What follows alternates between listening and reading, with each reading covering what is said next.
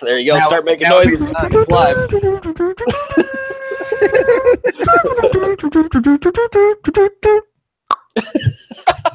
Gay! There's our magical intro from Jake the Garden Snake. What's going on, you guys? We're doing a little afterwards hangout type of deal. No real particular topic or reasoning going on here. Just going to stream for my birthday. It is my birthday tonight at midnight. I'm going to be 31 years old. Yeah. Ugh.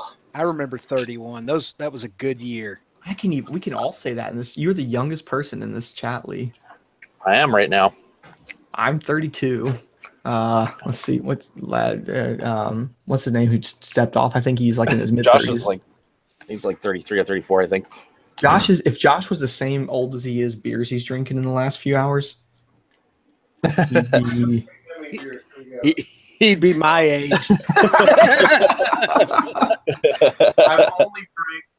I've only drank 12 beers. Only 12. Well, no, I got a good another. I'm a 24 pack before I pass. Yep. I do this for a living. Yeah, I guess you kind of do drink. Yeah, that's a good point. I never thought of it that way.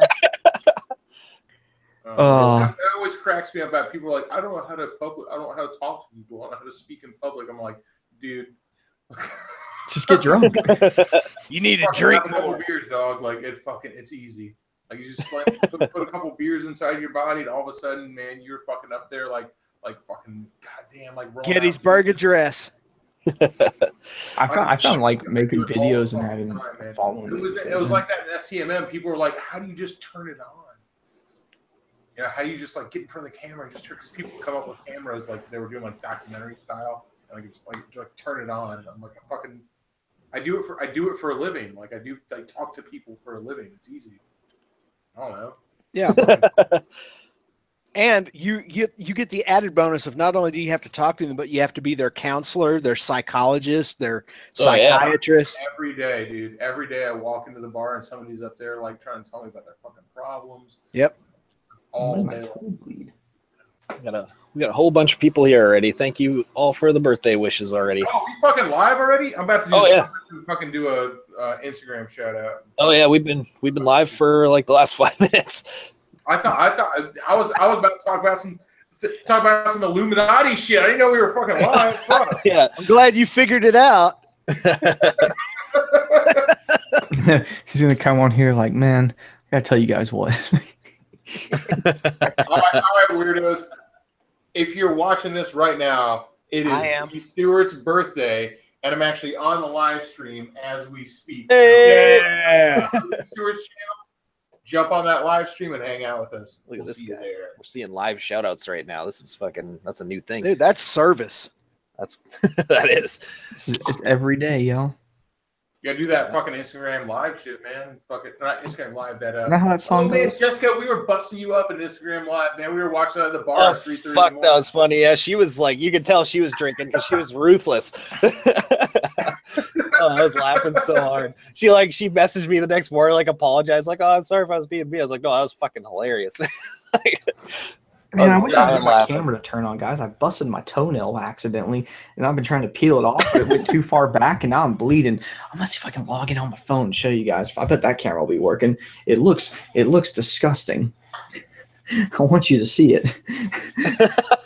It's gross as fuck. It kind of is, man. It's like there's blood running down my toe right now. Oh man. Oh, let's see. Can you log in twice, or am I gonna have to log out off this one? I can log out and log right back in. Let me do that. Yeah, that'd be smartest. I'll be right back. What do we got here? We got 80 people in the room now. Right on. We don't even have. Usually, when I do this on my channel, we're like talking about something, but fuck that today. We're talking about nothing. We're talking about you getting older. Yeah, older and wiser. We'll make it vain as hell and talk about me the whole time. There's plenty to talk about. There we go. Oh shit! Oh, there you go. Happy birthday, thank you, brother. Shade tree making it rain. That's fucking awesome. It's a need for my birthday. I've been trying to fucking get an office chair. That's like I put an office chair on my Amazon wish list so I can fucking hopefully luck out and get one of those because I've been sitting on this motherfucker for like 3.5 months. Oh. Dude, my ass is killing me. Get this motherfucker an office chair. Jesus Christ. $75 more. You can get an office chair for $100. Like, oh my God, Jake, that shit is gnarly looking. I'm eating popcorn right now, and it's just like I just taste toenails in my mouth now. Oh, good job getting this live stream demonetized, Jake. Look at that, dude. Yeah. That's You know what's enough. weird? Like, you stub your toe and you know it hurts really, really bad. I barely did that. I just nicked it on something and it like ripped half the toenail off, and you can see it ripped it way too far back because it's just blood. Maybe you're a hemophiliac. And not to. No, it's like Jake's there's a gross chunk of toe. skin hanging off. That's why it's bleeding. But our See that friend here now. in the side chat, Alfredo Rugen says, send a hello to your Brazilian fans. And I'll say this. There is a lot of people in Brazil who watch our videos. I think we forget that there is a ass ton of people in I Brazil. like y'all's There jiu-jitsu. Gracie Jiu-Jitsu. It's the best. Yeah. You guys make the best guinea pig. Isn't Guys, that where like all guinea pigs come from? You guys also have the hottest chicks with AIDS.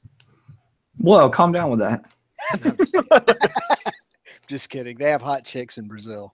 They take you, yeah. With butts. That's But- what Whale in the side chat. They got butts there, like butts. Of Lots of butts. Butts are plenty. I think that like there's like a super high like venereal disease rate in like Rio de Janeiro though. It's because everybody's hot. Yeah, there you go. That would make sense. Yeah. Like you go to Brazil, everybody's beautiful. It's like, yeah, they got a high venereal disease rate because everybody's hot. Like, Oh fuck. Good point. it ain't like going to Pig Knuckle, Arkansas, where everybody's got fucking 2 front teeth and a nose that looks like it was on the wrong end of a fucking.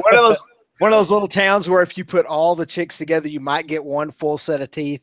Oh my God, dog, it's Brazil. Everybody's got like a butt that looks like it belongs on a billboard, and Yeah. make you fucking call your mama and cry. It's like, yeah.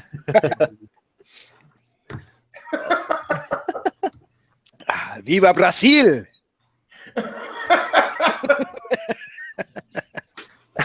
Yeah, someone brought up Brazilian fart porn. That was just gonna be my next point too. That shit is hilarious. Oh man, you guys with the stuff in the chat gets really crazy. I think Oh, you yeah. always post the weirdest stuff.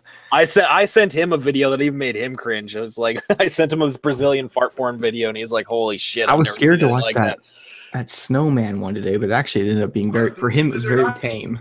It was They're not as weird as Japan, but they love their butts. Like, Who they does? love anything to do with butts, including. You guys know who my avatar here is? You guys seen that guy before? Julian Assange. Yeah, Bobby White. Bobby Or Light. Bobby Light.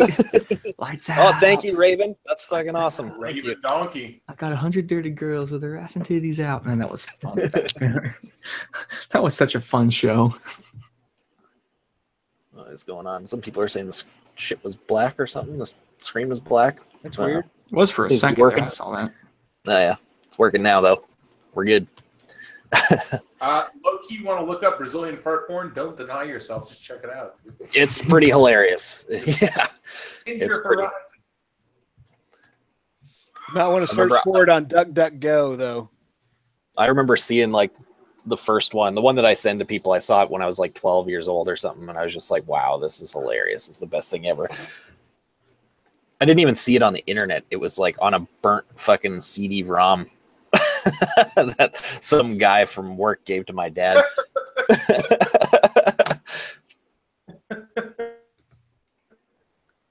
Porn too. I feel like all the weird stuff like that I saw, like the weirdest stuff I remember seeing was all back in the day, and it was like on, God, what were those websites? Like one like Rat Cheese or something like that. What was it called? Something awful. You know, Was for me was it was a website called Consumption. Oh wow, Oh yeah. I This remember is- that one. Yeah. the stuff 432. Thank you. You're cool as hell. Look at all these cool Man. people getting birthday presents for once. That's awesome. Yeah. That never happens. And look, one of them's from Shade Tree. I'd send you a birthday present, but I think I need to transfer money from savings. I'll send you something later. So it's the dude who works hard for the money. Hard for the money. Dude, crazy. I don't leave this room anymore. This is like a little prison to me now. It's awesome, though. It's a good problem.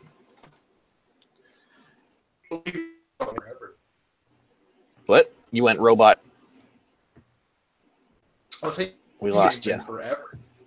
Am I back? Hello? Yep, there you go. Now I got you. All right. You haven't been on a live stream in forever and ever, man. Yeah, no, I missed like the last, I don't know, 3 weeks or so, just because I haven't had time to do nothing. It's just been in here packing orders and stuff and shipping them out and shit. I've been dealing with getting the fall lineup designed, and that's been taking a while, and then sourcing everything and blah, blah. It's just like it never ends. People are just like, oh, it's only packing orders. Like, oh, that's only like 10% of my day. Yeah. You got to do you have to do your accounting. You have to do your reorders. You have to, you've got to make sure your software is running right. But dude, you could make a list and never get to all of it. Oh yeah. It's crazy. There's always something to do every day. Mm-hmm. So it's pretty sweet. At least the accounting part, I don't have to take care of because I would totally fuck that up.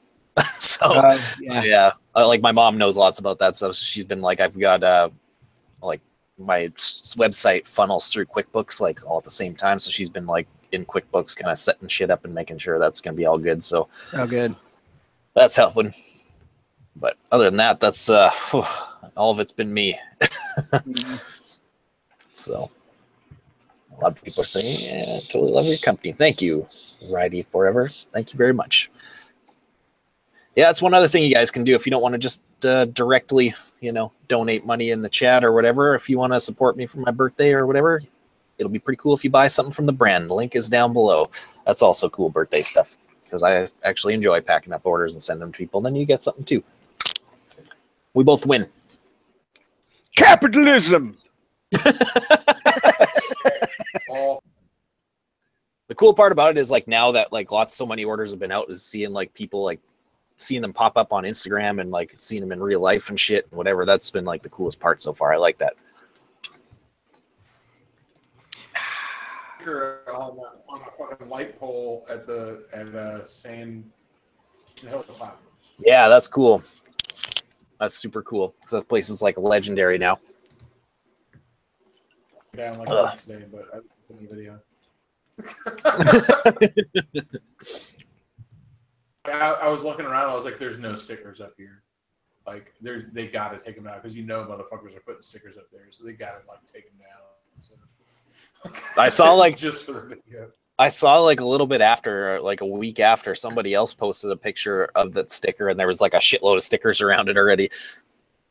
Oh, real? Say if you go to yeah, like a ton of motovlogger stickers all up on that post where you've stuck mine. Oh shit! If you go to Instagram and you look up Salvation Mountain, you can find me in Sub D stickers like a year later. Yeah, pop up. I think there's a Tim Kreitz sticker up there somewhere too. So cool.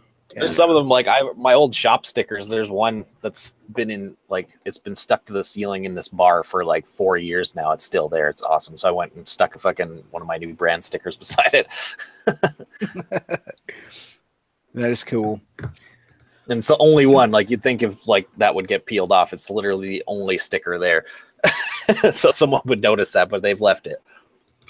I got so curious about all that stuff going on up at Mansion Hilltop that I tried to find out who owned the mansion up there. And in Texas, if you know the physical location of a plot of land, you can go to the appraisal district for that county and see who owns it. It's a matter of public record. But in California, they don't do that. It's not public record there. So they'll tell you what the property is and what its valuation is, but it won't tell you anything about who owns it. Really? I was just knock on the door next time you're there. Yeah, I was just kind of curious if it was somebody who like knock on the door and ask them who they are. Yeah, what did they do? And like see if they have a social media presence or a Facebook page or something. Just send them a message. Say, do you know how famous your they probably are house so is? Annoyed. Yeah, they probably are. Because like if you were like you could probably figure out a way to turn that into money if you wanted. Whoa! Thank you very much, Foo Bliat. Was that how you say that? Foo Bliat. Foo Bliat. I don't know. Thank you very much. You sound like that Keenan Pill or Peel or whatever skit when the guy didn't know how the kids' names at the classroom. He thought they were all like trying to turn all the white kids' names into these ghetto black sounding names. That's what you just did there. Totally. Like, hey, Ron. It's like, don't make me call old Shaq Kennedy or whatever. Holy shit, Rebel Forge coming through too. Thank you, sir. Whoa, you're rich, dude. Wow, it's over. You can quit. You can quit YouTube. Yeah. This is more than my channel. Sell your business. No, for real. And you ordered. I'm pretty sure you ordered recently. So thank you for that too. I remember shipping. I think I shipped you some shit pretty recently. It all starts to blend together, but I know I sent you something. Oh, hey Lee, I was going to ask you. Speaking of product and brand, have you talked to any of the Sawicki guys since the announcement of all the changes at Harley? What are their plans? They'll just start making new shit. You think they'll just retool? I'm not retool, but they'll just start making pipes for all the new bikes and yeah, because their pipes are all handmade, right? So like it's pretty easy for them to just like grab a bike off the showroom and whip up some new shit. So because they've got like a lot of the they do like complete start to finish handmade ones, and then they got ones that are mandrel bent and stuff too. So those ones they'll have to get some new mandrel bends for whatever the dimensions and shit. But the rest of it they do all in house there and weld it all and stuff. So they'll have a pretty easy time. What I was thinking is that, man, it's all the same frame and it's all the same engine. So yeah, they're probably not going to have that many variations except for just whatever they can come up with creatively. Yeah, I mean, like I don't think they have a pipe for the Softail right now as it is. So either way, they'll have to get one of those new bikes going, but it'll be pretty easy for them. All they'll really have to do is navigate around the controls and the new mounting and whatever the hell is going on around there. I'm telling you, Lee, you got to come up with a kit that literally takes the shock out, puts 2 shocks on the rear, and changes the swing arm up. Yeah, that'd be fucking hilarious, like a full swing arm kit. Yeah. Dude, you laugh. I bet someone comes up with something like that. Like if you could do it for like $1,500 all in, which wouldn't be the most high quality at that price, but if you could, yeah, somebody would do it. Make a Dyna conversion kit for it. Oh, that'd probably sell too. It's just stupid enough to sell. It's so weird though, yeah, because like you guys are saying, that's the bike, like especially on Instagram. I wonder if they're just so out of the loop to know, like, do you know the bike on YouTube and like the social media cool bike for Harley now, the one that the young people are riding that they want the audiences to have is the Dyna, man. Yeah, exactly. That's the one they're going nuts with, which is weird. I would like the way everyone rides it all hooligan, even you. I'd always assume you guys would want Sportsters, but it's like you want to make it harder for the sake of being cooler.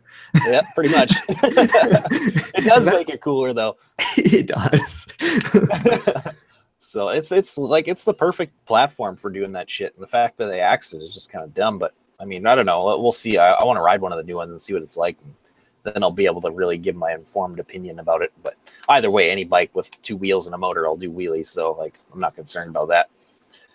I keep holding out in the back of my mind with this dream that like in a year or two, they're just going to drop an FXR back out there onto the market. Yeah, that would be like the smartest move they've ever done, period. Yeah. But who knows if that'll ever happen. Yeah, I agree. I have my doubts in that ever going down. That's what kind of like everybody was expecting these reveals to be. Like, because everyone was kind of hyping up what the new bike in the Dyna lineup was going to be, and everyone was like, FXR, it's going to be like a new FXR and shit. And fuck, I was hoping for that myself too, but no, they took a big old dump on us. Crying shame. Yeah. Yeah. You watch, this ain't gonna last long. There's so much backlash already. They'll start backtracking, and they're gonna have to, because they've like anyone who has got any like online influence that has anything to do with like Harley Davidson is like all pissed off about this. Yeah. Like the only person that's not is the people that have gotten paid to fucking promote these things. So why couldn't you be one of those people? Oh yeah, shit. If they would have wanted me to do it, I would have told you it's the best bike on the planet. And been like, this is the best decision. This is the best decision they've ever made.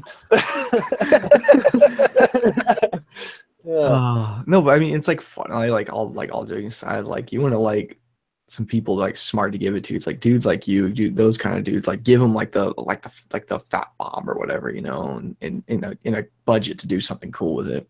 Yeah. You could make it cool if you had to. Yeah, I don't know. We'll see. And it's so many people keep saying like, oh, they've got a 10-year plan for 100 new models. It's like there's no fucking way that's gonna happen. Like when they say new models, they're gonna mean like it's gonna be trim. It's gonna be the same bike with different trim on it. Super deluxe hardtail screen angle. Yeah, there's gonna be no like new models. There's gonna be like maybe like in 10 years there's gonna be, I'd say, 5 tops. Yeah. Of like absolutely new models. But Yeah, the only if you think platforms they've had haven't even done that well because they've had that. I mean, I think it's doing better with the street, whatever it is, Street Series. Yeah, those are dope as hell. I like those. Yeah. You're starting to come around, yeah, because that you see that new one they came out with? The Street Rod, the one Billy has is the one Billy's bike. Yeah, those things are amazing. Like they're super cool, and my favorite part about them is they take like a lot of design and styling cues from the XR 1200, and that's like the coolest Harley ever made, in my opinion. I love those things. I want one so bad. Yep. And that bike reminds me a lot of one of those. So. Yeah, you can tell a lot of the geometry, man. They took it right off of that. Yeah, even the body styling is like that straight up XR 1200. 17-inch rims all around. I remember I walked it. I'd seen it online. I walked past one, wasting time in the dealership. I was waiting for some glasses to get made. And I've double take so hard. I was like, I'm about to fuck up and go get an application here. I better leave. What am I doing? I sat on it. I was like, this is cool. 17-inch rims. It's like, it's just, I don't know. But you guys are right about them using one frame and engine combo for a million different bikes. You remember like a few years back, they had like, I don't know, I want to say like 8 Sportsters in one year. There was like the 48 and the 72 and the Iron 883 and the 1200 custom, the Nightster, which was the just like 1200 and like iron, basically. Yeah. And they were all just Sportsters. A lot of people try to throw that down on my video. They're like, no, you can't be upset. Harley says they're going to release 100 models in the next 10 years. Yeah. They are. And they'll all be like just graphics packages. Yeah, exactly. Yeah, we were just saying it. So there's just no way. Like, there's no design team in the fucking world that could pull that off. In Harley's 100-year history, they have not made 100 frames. Like that would be.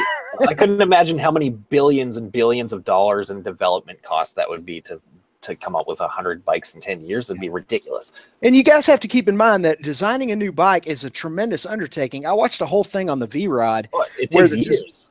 The design team would come up with something and say, this is what we're going to do. And they go to engineering, and engineering would start trying to apply it. And they go, you guys are idiots. This doesn't work. This is going to send the freaking header through the engine case. This is, and so, that's why it takes so long to do that. And I mean, can you imagine 100 different models based on 100 different frames, even 50 different frames? Yeah. On average, for a new bike to develop takes 5 years on average. Yeah.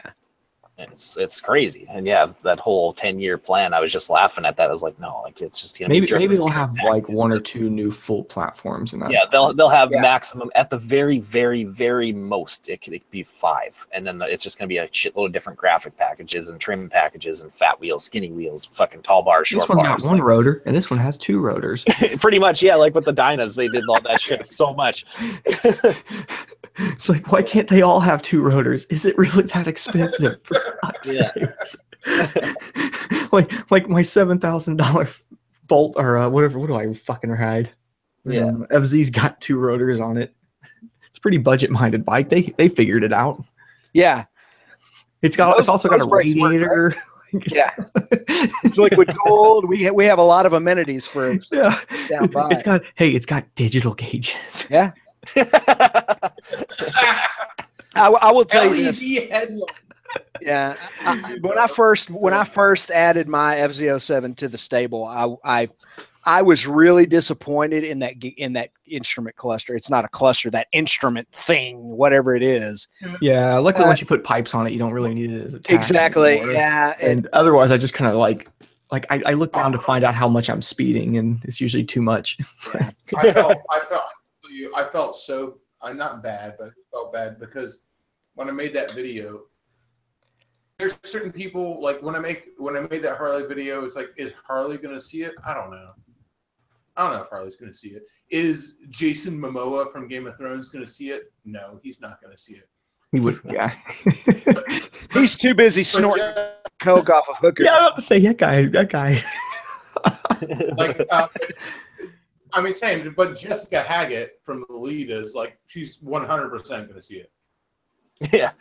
Like, I'm so glad that you pointed out the monochrome shock. I burst out laughing during the fucking oh, video. you keep. I was laughing so hard. Because it's like, we do live stuff all the time. Like sometimes I can't count how many dumb things I've said on live stream. Yeah. I was laughing so hard when I saw that. I was like, holy shit, the shock's black and white? Damn. No, it's just white. It's monochrome. Like I had to put that in there because I had to think about it because I'm going like, you know, no one else is gonna for sure see this. Yeah. Like I'm bigger on YouTube than she's on Instagram. Like she's for sure gonna see it. Like I was gonna go like, oh, this dude like talks smack about you. Like you had some really Yeah. you had some really good thoughts too about how Ludacris just should have been the center of the whole thing. Like imagine he's awesome. Imagine if Ludacris had flipped out and gone so crazy with how much he loved that bike, and then after that, he went to all of these other regular Joes and gave them bikes, and they all went and rode together. That would have been like the ultimate thing. It would have been great. I actually really like Ludacris, man. That dude, and because that dude works for his dollar. Yeah. Anything else you want to say about him? Yeah, he's a millionaire. Yeah, he's a rapper. That's a hard-working dude in show business, man. He's got his fingers everywhere. He's in music. He's in commercials. Like that dude works for a living. So. I mean, yep. I like Ludacris. On top of, like, you can't be from the South and not love chicken and beer. Mm-hmm. Like, come on. Oh, yeah.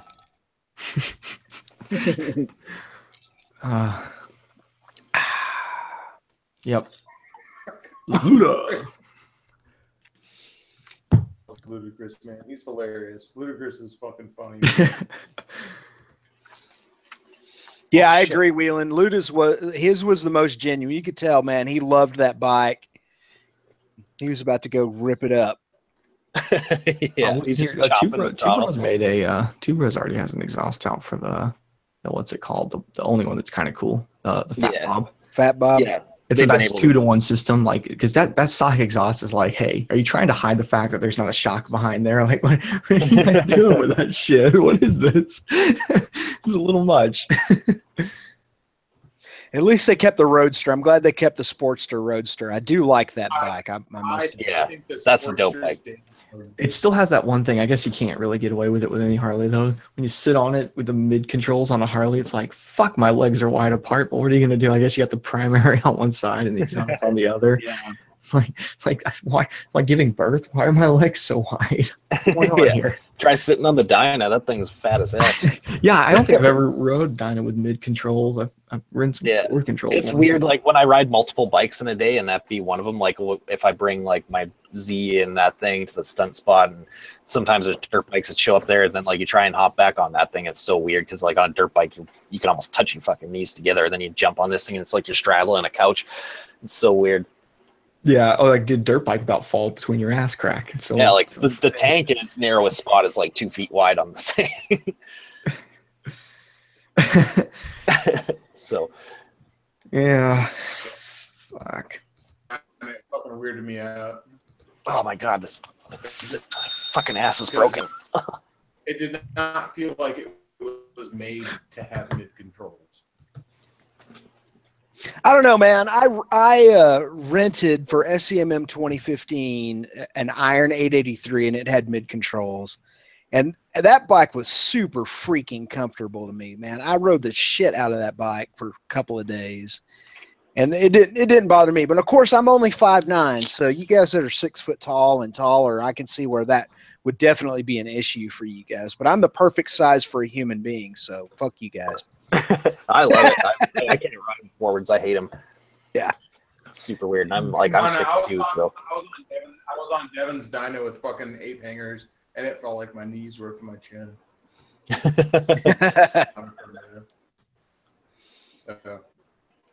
The Rocket 3 has essentially has mid controls. Yeah. Boards on it, and they're not up front. Sorry. Bless you. I tell you what, man. Speaking of Devin, that dude he's stepping up his video production game. I've noticed. And he cares about it, dude. He knows. He tells me all the time, like, I know I'm not gonna fucking like blow my money. Like, he knows he's not doing anything controversial. Like, he's not doing anything weird, but he just enjoys making videos. Yeah, he's like me, man. He just wants to capture his writing experience and share it with other people. But he really is improving.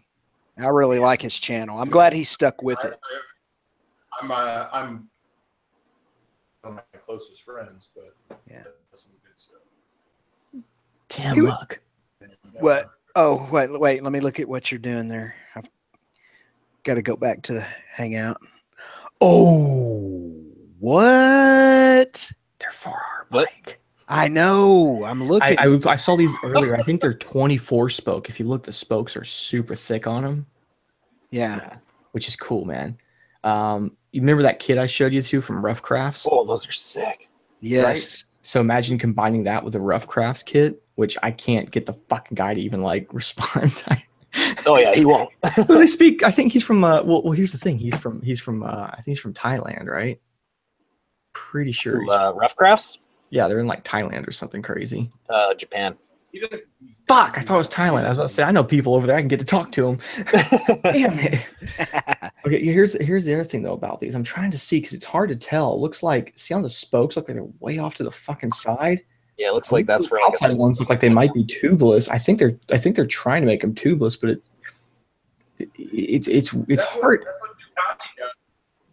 Yeah, but it's weird because they're not completely like this one right here would be a problem. This inner one, I don't fucking know. Regardless, I would tape. Well, look right here. I was looking at this too. It looks like I think that like the spokes outside of the bead look. I think that looks fucking awesome. Yeah, that looks cool as hell. Regardless, even if they weren't, I would totally get some of that tape and make these tubeless if I ever did this kit. Those are rad wheels. That tape works super good now. You know it does because the Husky 701 comes standard with it. Yeah, what are those things worth? Oh, the whole thing. Like I priced them out like with like all the colors and everything. Just said fuck it, and it was like about 30, like almost $4,000. Whoa. See, and that's where I balk, man. How can I justify spending $4,000 on a $7,000 on a bike that I paid $6,400 for brand new? I think you can get them where they're like around $3,000 if you don't go nuts with like doing everything. But yeah, I know it's still a lot of money. Yeah. Yeah, I don't know what to tell you. They look awesome though. They do. I think. I think if here's the thing. I wish they would just like if they made the hub and made it where it was like normal spoke size, that would be cool because then you could just build your own shit. You could get the hubs, right? Yeah. And you could just go to anybody else and be like, you can get a standard Excel, what was it, 36 spoke or wasn't that standard 36 or 32? Yeah. No, 36. Right? Yeah, I think it's you get like a standard 36. It's weird because if you look in here, it looks like they might have different options. Some of these are like 15 spoke or something ridiculous. I don't know. They're huge spokes. Anyway, but you could, minus the hubs, I could probably get spokes that would, even if you had to get custom spokes, you could do the whole thing for, maybe $2,000 at most. I mean, rims are pricey, man. Yeah. Guys built some supermotos and bought some other things. Lee's definitely bought some dirt rims, like a set of quality dirt rims. Times you add rotors and tires and everything, it's easy to get up to $2,500 like that. Super easily. When I did for my DRZ back in the day, it's funny. The most expensive rims I bought was for the most turd of a supermoto I've owned. It was still an amazing bike, but and I'm going to stop it right there real quick because I know there's going to be some people who say like, "Oh, I bought like some DNAs or some shit like that for fucking like way less than that, like under $1,000." Those wheels are. There was shit. no option though back then. They'll snap on you. Like Yeah. I've had multiple sets of. Yeah. Dude, I had a set of DNAs that every single spoke on it, on the rear wheel, it didn't like rip out of the fucking spoke nipple. All the spoke nipples broke in half. Like literally every single one of them, and fucking it just spun the spokes through the wheel. It was crazy. It was fucking crazy, and the hub broke. It's honestly, seeing that this thing is as expensive as they are, I know that kind of sucks, but it actually, like, you look at this, you can tell this is like not a hunk of shit, which is kind of nice. Because if these were like from Thailand or something and they were $600, I'd be like, fuck that, they're not gonna work. But yeah, I mean, I think back in the day when I built my DRZ, DNA and Warp and all these other people really hadn't come out yet, especially with Supermoto wheels. So you had to buy them. So I had Excel Talon set up with oversized spokes.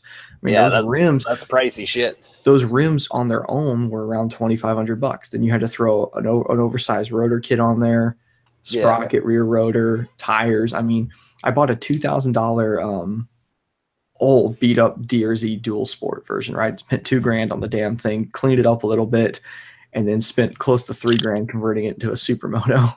Yeah. And it was still just a stock DRZ like it was. This was like the SMs were coming out, but they were like brand new. They weren't cheap yet, so there was no way around it. But I mean, heck, when it was all said and done, I had cams, carb on it, like tuned suspension. It actually, every time I rode an SM, people think it'd be like more impressive than my old S model with conventional forks. Shit, my old fucking S was so much better than theirs, even with the old conventional suspension, because I tuned it. Every DRZ I got on, I don't know if you've ever ridden a DRZ SM Lee, but the suspension just it's the sag on it so bad. Like you sit on it, it's just like. I'll tell you the thing though is, man, custom wheel makers have had to step it up in recent years, because, like, here's a perfect example. Here's my FZ07, and those are cool stock wheels, man. Those are really, to me, they are, because you got to keep in mind of my other two bikes. Let's take a 3-spoke back in the day. Remember that? Yeah. Here, in fact, here's a perfect example. Well, you can't really see it on my ZX7R, but let's see if I've got a pic. Okay, here's a perfect picture. Here's the other night, or a couple of weeks ago, I took my ZRX up to the pub. So these big, stupid 3-spoke wheels that they had on all the Japanese bikes forever. They are easy to clean. They're easy to clean, but they're heavy and they're ugly. And so, back then, of course, everybody wanted a new carbon fiber. How many of those have you seen shattered in your life? I feel like I've seen so many three spoke just blown up, especially 636 rims. I've seen somehow a lot of blown up 636 rims over the years. Yeah, I've taken down my share of those. Yeah, that's right. Yeah, you got 2 of them. Yeah, I forgot. Yeah, I've had what have I had 4? I've had 4 636s over my years, and I've taken down a lot of wheels. Especially like stunt riding, like because everyone stunt rides and they end up smashing into shit or falling so many. It's like that 300th fall it's had, from like up high, and just what the fuck happened to the front rim? And especially like the early days of stunt riding, like the early 2000s, when no one had a fucking clue what they were doing. We used to run like 8 psi in the rear tire and then do a stoppie and plant it, and the wheel busts in half. Yeah, but even look at my Bonneville. Even on my Bonneville, look at the strides they've made in making these mag wheels pretty. I mean, they've come a long way in the last 10 or 15 years. I love Jessica's Speedmaster. It's got pentagram wheels. Yeah, I love those. Those are great. You couldn't get those on the Bonneville. You had to get them on the Speedmaster only. Did y'all ever do this? I had my R6. I had if they were available and they were even slightly affordable, I would put spoke rims on my Rocket and on the. God, they'd have to be huge. Yeah, you got way too much horsepower for spoke. The torque would just. How cool would that look, dude? It would look cool. You'd have to get some crazy like carbon titanium fucking spokes or something. You'd have to get the Skunk Works to make you a set of spoke wheels for that thing. You know what would probably be easiest and would make it stronger is to just get a solid piece of aluminum and have them CNC machine it out to look like it's a spoked rim, but it's not really. It's just one solid thing. That'd probably be a really fucking cool looking wheel. You probably would, dude. But I have to say, back in the day on my R6, because everything had these 3 spokes back then. If you wanted to make them look cool, but you didn't have money for rims, and everyone was doing rim tape, and that was stupid. So what you did is you got the aircraft stripper and some masking tape, and you took the outside of the paint off. Yeah, and you polished it. And I had that on my R6, and that was so cool, man. I remember like before like a ride night, knowing people when you ride, I'd get out there with a Mother's metal polish and fucking try to work them shiny, because that was like aluminum or not aluminum. What were the rims made out of? They're like a cast. It's like It is a cast aluminum, yeah, but that it only will look shiny for like a few weeks, and it just seems like it. I remember I took like so much time to do that on which stunt bike was that? I think it was my Double R stunt bike. Like I spent like days in the garage making these wheels that exact same style, fucking like the polished dish with the spokes all blacked out and shit. Go first time in the lot. Did you take your tire off? Because I was like, again, I was pouring. Oh yeah. Take it. So I mean, I took the wheel off, but I didn't take the tire off. So I did the thing where I pulled the valve stem, pushed it down, and shoved baseball cards all around it. You know what I'm saying? Yeah. So I could get, and I got it where you could not see it, and I didn't tear the tire up. But I couldn't afford to go have someone break the bead and remount it and do all that. So I was like, well, let's just do it like this. Yeah. I spent all this time doing it and went out to the fucking lot and buckled my rear wheel the first time I was out there. It's like, fuck. I was so buttered. It was a bad one too. It wasn't even a fixable one. Like literally the whole dish of the wheel just like peeled up like banana style. It's like, fuck, well, that's done. I remember my buddy pulling half his bike apart, and we went over there helping him polish the frame. And it was one of those things where we worked really hard on the first side and just got burnt out on the second side. They were both polished. Just one was like mirror finish, and then the other side was like, that's pretty nice. Just don't like, as long because you can only see one side at a time. It ended up really working, you know. Like how often do you look at, like it's fun. You can do weird things like Fire Guy 24. He's got that Ducati Hypermoto, and like it has carbon fiber fairings all over. Like the guy before him, had it for 1 year and basically threw every aftermarket part into it. Like he's got titanium subframe and all this crazy shit like that. Or no, it's aluminum, but still, it's like a bunch of high-end shit on that thing. But it took me years to realize that there was a carbon fairing on one side and the stock plastic, because it's the same black on the other side. Because it was like I was riding it one day and I looked down and I was like, when the fuck that happened? He's like, years ago. And I was like, oh, I've ridden it like that. Just didn't even notice. Yeah, he had a retrim. I'd never fucking 18-wheeler hit it. Polish a bike and ever again in my life. It's so fucking tedious. Dude, and it sucks. Like you can't maintain it. I remember one summer my old roommate, he when I lived in Calgary, there was a whole house of us that were all stunt riders, and he spent the entire winter polishing his entire bike. Like we're talking frame, swing arm, engine, forks, fucking like literally any piece of that bike that was aluminum, he polished to a chrome finish. It was crazy how much hours he put into it. It's nuts. And I used to just go sit out in the garage and watch him and just shake my head like, you're an idiot. And within like a month, that bike just looked like smashed acid because you can't maintain it afterwards. Once it's all put back together, like you can throw a quick little... I took a very short path down that rabbit hole and turned away very quickly. Yeah, exactly. You know all about it. It sucks. I've done it before. There was a guy that used to go to bike night. I remember that had like back in the day when I would go and I was fucking first getting into riding, and I had like an 05 R1, and he had like the same kind of year, but he had bought his, and they said he had to send it to California somewhere to get this done. They took the entire fucking thing apart because there was not one visible part that wasn't chromed. He had all chromed plastics, you know, where you paint them chrome, but like it actually looks really shiny. You'd think it's fucking metal. He had that like toast 4-piped exhaust coming out the back, like toast or torch, whatever the fuck you're supposed to call it. Back before anybody else had that crazy thing. It looked like a pipe organ coming out the back when you polish them all. No logos on anything. Everything fucking polished. And you'd see this dude ride around. It was hard to look at him in the middle of the day. But I imagine that guy just spent all this money. He had to just sit there at the house. Just you go through a puddle with that bike, it's just going to spot all up. And I don't know. I'm too lazy, man. I got there. Like my bike right now looks filthy as shit. Yeah, I don't even wash my bikes half the time. I don't want polishing anything. Sometimes when it rains, I'll go wheel it outside. I've done that so many times. Like push it out and like, yep, there we go. That'll knock the dirt off of it. Tim, you polished a KZ1000. Yeah, when I restored the 78 KZ1000, in fact, I'm looking through to see if I can find some pictures of it.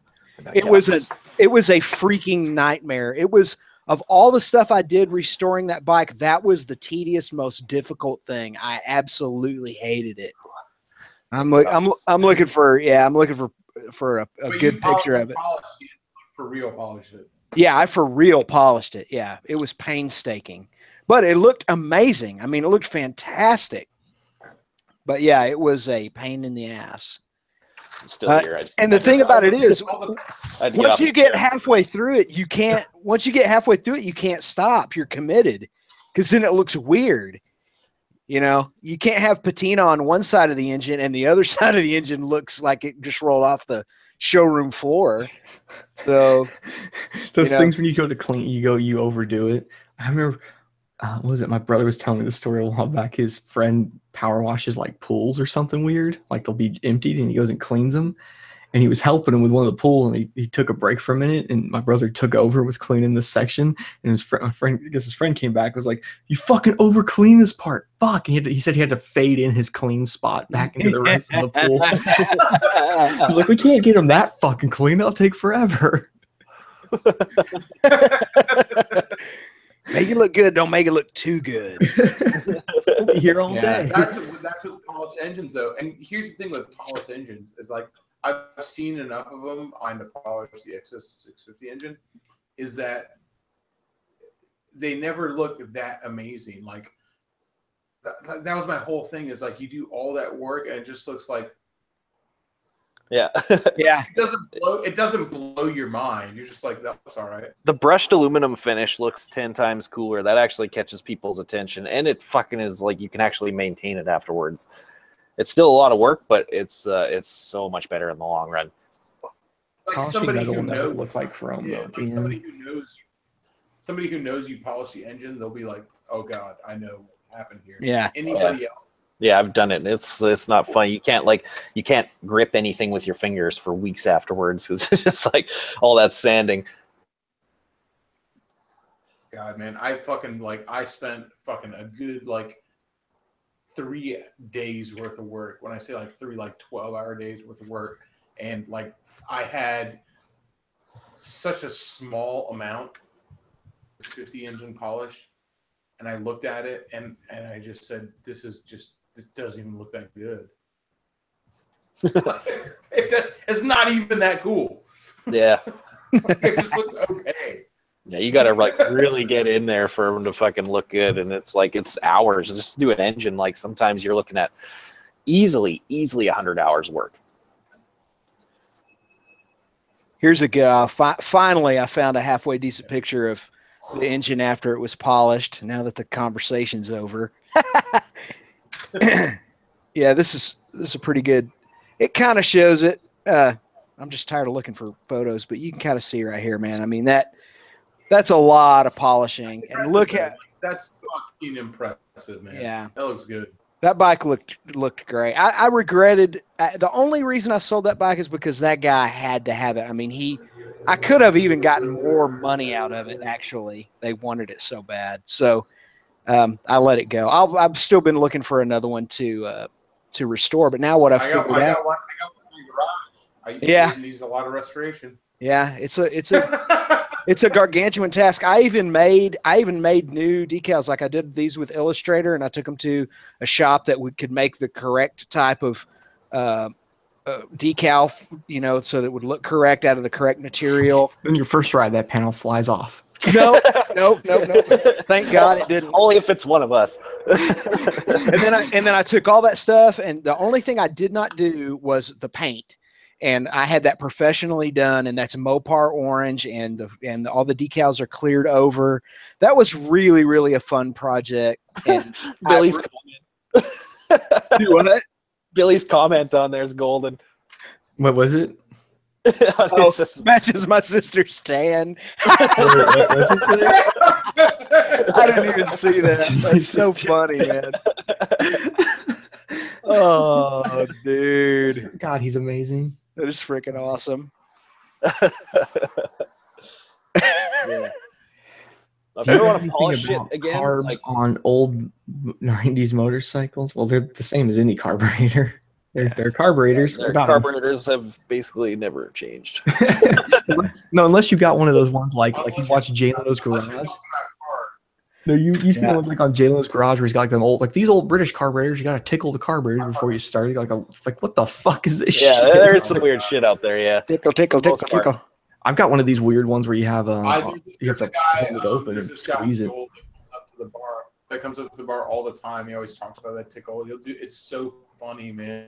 Does it go he rides an old Triumph? He You just got nothing but old Triumphs. They're all like the craziest choppers you've ever seen, like super raked out forks and fucking all hardtails. And he goes like, yeah, you got to tickle the carburetors, and it'll do like that little like thing underneath them where it lets gas out. And it goes like, and then if you really want to get on your neck, and he'll like dab his neck. Fucking guy. The paramotor I fly though, that thing's got like it doesn't have a float on it. It's got like one of those diaphragms, kind of like a lawnmower engine has almost. And you have to like squeeze that little plunger thing because the gas tank is downhill. You have to squeeze that plunger and hold that fucking. It's like one of those little tickler things. What it reminds me of, you got to fucking do it at the same time, like to get the motion in. There we go. Oh, I think pump the gas uphill to it. Those things. There was actually a lot of electronic carburetors. Almost every bike with like that has like quote unquote fuel injection are just throttle bodies. Yeah. I mean, that's so. Some of them like the WR450 I have has got a mechanical choke on it, and it's fuel injected. That's just a circuit on there where it's just. That's why I'm so familiar. Yeah, it's like every snowmobile. Also cars. It's like that's not fuel injection. Okay, oh, that's is. like one step removed from a carburetor. Like, yeah, I don't know. It's still very close to fuel injection than it is carburetor. You get a fuel pump, it pressurizes and it's pretty fucking lame. It is fucking. I don't know. No, it's not that lame. It's basically fuel injection at the end of the day. It's good. I think for the degree of absolute most simplicity, something like the FZ07, like we were talking about. I don't remember if it was this stream or the one we were just on. We were saying how it's like a single. It was Neil's stream. Yeah, it's like a single injector per throttle body, mechanical driven cable. If you want the simplisticness of stuff, even though there's some electrical, God, that is simple. If you know what I'm saying, like all things considered, so you got a fuel. Does the FZ07 have a mechanical enricher? Like, does it have a fast idle? No, but it doesn't open the throttle bodies anymore to choke. It can't because it's all mechanical. I don't know if it's got it. It might have a. I don't. I honestly start the bike up. You got to rev it. No, but it'll idle a hair faster. Yeah, like 500 revs. Yeah, but it might to do that. So it may have a small circuit in there where it probably has a small bypass. One thing I've noticed is that if you've got it set to the engine temperature on the instrument cluster, it's not. There's a temperature it hits, it drops. I forget what it is. Yeah, it starts off LO. It just says low. Yeah, then when it gets about 130 or so, you get idle. Yeah, it drops down. It drops to like 950 or so. Yeah, exactly. It idles low. It's cool. Tim, I gotta tell you though, man. Bonnevilles, you have to rev that bike up. That bike will not run. Like, which bike? The Bonneville. Oh, that won't cold start. You got to rev it the fuck up. It's like a car. It's like a. You can't just like. I don't know. If you got a well-tuned carburetor, I don't have to fuck. Even on my paramotor I played with, I can just hammer start that thing first pull. It's got throttle body injection. Yeah, I've never really. I mean, of course, I live out here in the desert. It says like run at like 500 RPMs up. It's just like it's a straight up throttle body injection, telling it to run fucking. I don't know, my DRZ, like on most days, unless it was cold, I could just. I remember I could just tap the starter, just and fire it from cold. But I had it pretty meticulously tuned. Annoyingly though, because I had a different carburetor, I had a motocross carburetor on there, the choke wouldn't work anymore. It would run into the petcock. So if it was cold out, you just had to pump the fucker, give it a quick pump, fire it. It would run for a second, die, then you'd pump it again, and you would do that process 3 times. My rocket, the throttle. I don't touch the clutch. I just push the button. Yeah, well, it's electric fuel injection. That's what you should do. And it runs through a cycle. And that cycle is like a fast idle, and then it like rolls down halfway, and it rolls down again. Dude, even the Grom had fast idle. The cycle of making the bike run. I'm saying like most throttle body injection bikes don't do that. Yeah. Well, I think what a lot of them have, like even I'm guessing, I haven't looked into it, but even the FZ07, even though it's mechanical throttle bodies, I bet it has, like even most cars do it this way. They have the idle and like whatever circuit thing where it's literally like you have a hoop that bypasses the throttle body. It's a really small pipe, and in there you have like some small well, it's not like a throttle body. It's usually just like a thing that slides forward or back that opens or shuts that. So when it's open, it's just letting a little bit of air bypass the throttle body. It's this equivalent of having the throttle body creeped open just a pinch. And then it'll also add some extra fuel along with it. Shit, I remember on some of the older cars how simple they were. I had a 94 Acura Integra. It actually had it has coolant passes through the idle enrichener. It has a spring. When it heats up, it shuts it. When it's cold, it's pulled back and pulls back this little pin and lets the idle, basically bleed around the throttle body. And that, because I remember that it was idling at 2 grand when I started it, and I had to pull that. That was I looked it up online. Pull your spring out, clean it real good, and give it a good stretch. That's what I had to do. I had to yank that thing. Well, because on a cold morning, yeah, you expect it to idle a little fast, but not to 2,000 RPMs. It's hey, calm down there, buddy. Yeah. So, I gave it a good yank, and it would idle about 1,300 until it warmed up. I have to choke the ZRX all the time, but I still have not quite gotten it running right. But the Bonneville and the FZ07, I have never ever had to use the fast idle on those ever, even in the cold weather. So Tim, you just press the button, and you don't touch the throttle; they just start up. Yeah, they just start up. Yeah, and I just let with the Bonneville, of course, it's air cooled, so I let it kind of come up to temperature. It's easier to tell with the FZ07 when it's ready to go, because when it's cold, it idles about 1,500, and then when it gets up to a good running temperature, it goes back down to 1,000. Does that automatically. You'll hear the exhaust go from exactly right. There we go. Yeah, ready to go. Yeah. Yeah, I remember the Grom, the idle did only jumped up a little bit, but the tone was way different. And obviously you didn't have any temperature gauge on that thing, but it was funny. You could sit there and wait, it would go from and you're oh, there we go, ready to go. But it didn't look on the tachometer like it changed at all. Mm-hmm. You know what's funny? We're talking about carburetors though, and I feel like you can see it there's some people in the comments, they're oh, carburetors are crazy. Those are old school. Dude, think in 10 years though, where people will be gasoline bikes. Yeah. Man. What? That's where it's going. Is it like can it catch fire in the garage? And you're no. It can, but they're I don't know, that sounds scary. No, it's okay. Yeah. Shit, think about this. A carbureted bike, fall over, gas pisses out the bottom. What a smart idea that was. Yeah. Yeah. It's one thing I don't miss.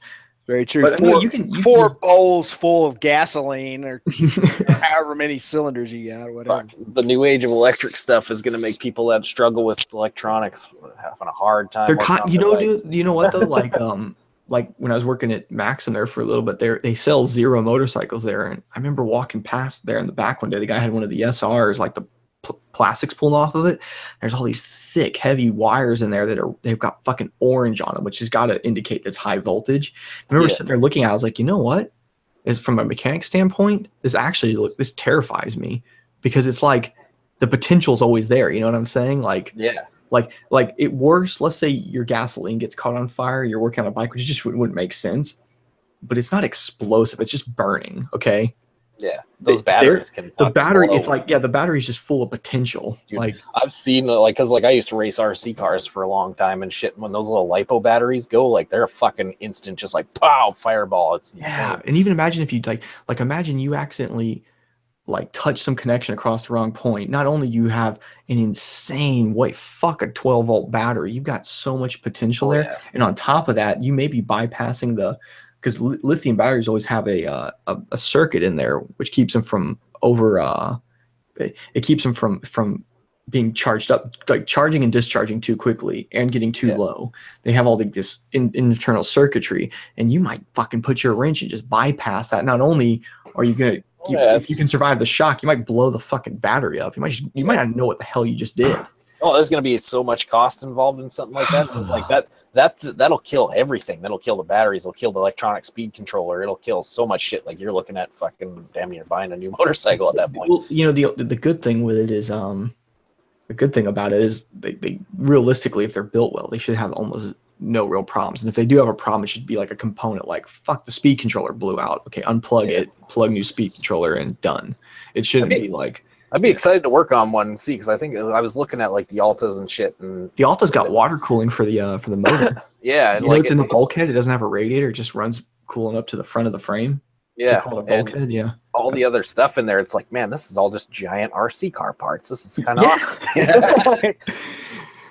Yeah, I like the way the Alta's got like the gear reduction, like because if you look at a lot of the other ones, like I mean, Zeros are. I'm not trying to knock them. They're cool. They're neat, but it looks like the Alta's definitely built for more hooligan shit. Like it's got chain drive. It doesn't have a mat. Like they have to put such a huge like a sprocket or it's a pulley on the Zeros because they don't do a bunch of reduction. They go motor to back wheel. So they have to have a tiny little roller on the front and a massive, like it's almost the same diameter of the rims, like pulley on the back.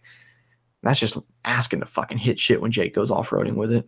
Alta started developing too, I don't even know how to explain it, but essentially in layman's terms, what they're developing is a clutch for that bike so that you can like actually like feather a clutch around the corner with it. Yeah, but I'm without a so I don't know how that's going to work. I don't know if it's going to work, man. I don't know if it's actually going to have any bang to it because I rode that what's the one that's got the 6-speed on it? The I rode the Brahma one. It's got no pop to it when you bang out the clutch. It ended up being under Victory. I don't know if they're going to bring it back as an Indian now or Polaris because they acquired the name to it like 2 years ago or something. But they put a 6-speed on it, I think, just to try to appeal to people. But I remember reading reviews on it, and a lot of guys were like, "I just leave it in third. You don't ever mess with it. Like it's stupid. Like you don't need gears on an electric." I was against that for a while. I was like, "No, just down. We need electrics, or we need gears." But then doing some research on it, you kind of see like, nah, they really don't. They don't need it. Maybe 2 years. I think it kind of would, in my opinion, for like a performance, like a racing standpoint, you kind of need the transmission in there. The transmission though doesn't give you more power like you think it does. The most it can do is you can gain some, like you could maybe possibly make it so it could gain more speed. But if you've done RC electric, you would probably remember this too. And I mainly play with gas with nitro when I used to mess with RC, but I know the electrics, there's usually a range. There's like a sweet spot in the gearing that makes it have the best top and acceleration somehow at the same time. Yeah, like my racing ones are all just drive like that. Yeah, and it sounds weird. You'd think like, well, no, if I gear it shorter, it's going to have more torque off the line. Surprisingly, no. There's like this sweet point you hit with it, and it's best all around. There's some cool, like some of my rock crawlers. They got little transmissions in them. It's pretty fucking badass. It's the way they work out and stuff. It's pretty cool. Because I think they use really small motors in those to try to be realistic for the power output of the thing. Because right now, what they're doing with those. With what? Those like rock crawlers? I mean, they try to make them so realistic. They've got some insanely torquey motors in them and shit, but that's all they're good for. But they don't produce any speed really. Well, except one of them. Like one of my crawlers, I got like a 17-turn engine in that thing, or engine motor, whatever. And that thing boogies when it starts going. It's not like fast like a race would be, but like it moves. But when that thing gets going, like on the rocks and stuff, it's pretty cool because some of that shit, it's got enough jam that like if you're like looking at something, you can just like pin it and like jump across stuff and shit and do like cool gaps. I need to play with those more. I haven't played with my RC cars in like 3 years. I broke them all and I just haven't fixed them. I like how you use the word jam. They're cool. Like my little crawler, the one that I like really did up, it's got some insane shit on it, man. It's nuts. A little technology in there and stuff. It's got like a dig unit and stuff in there, so you can lock out the front or the rear, and do some cool stuff. I got like 4 wheels. Think of that Rolling Stones song where he's talking about all the different girls that want to fuck. He goes like, You definitely don't get that when you're playing with RC cars. No,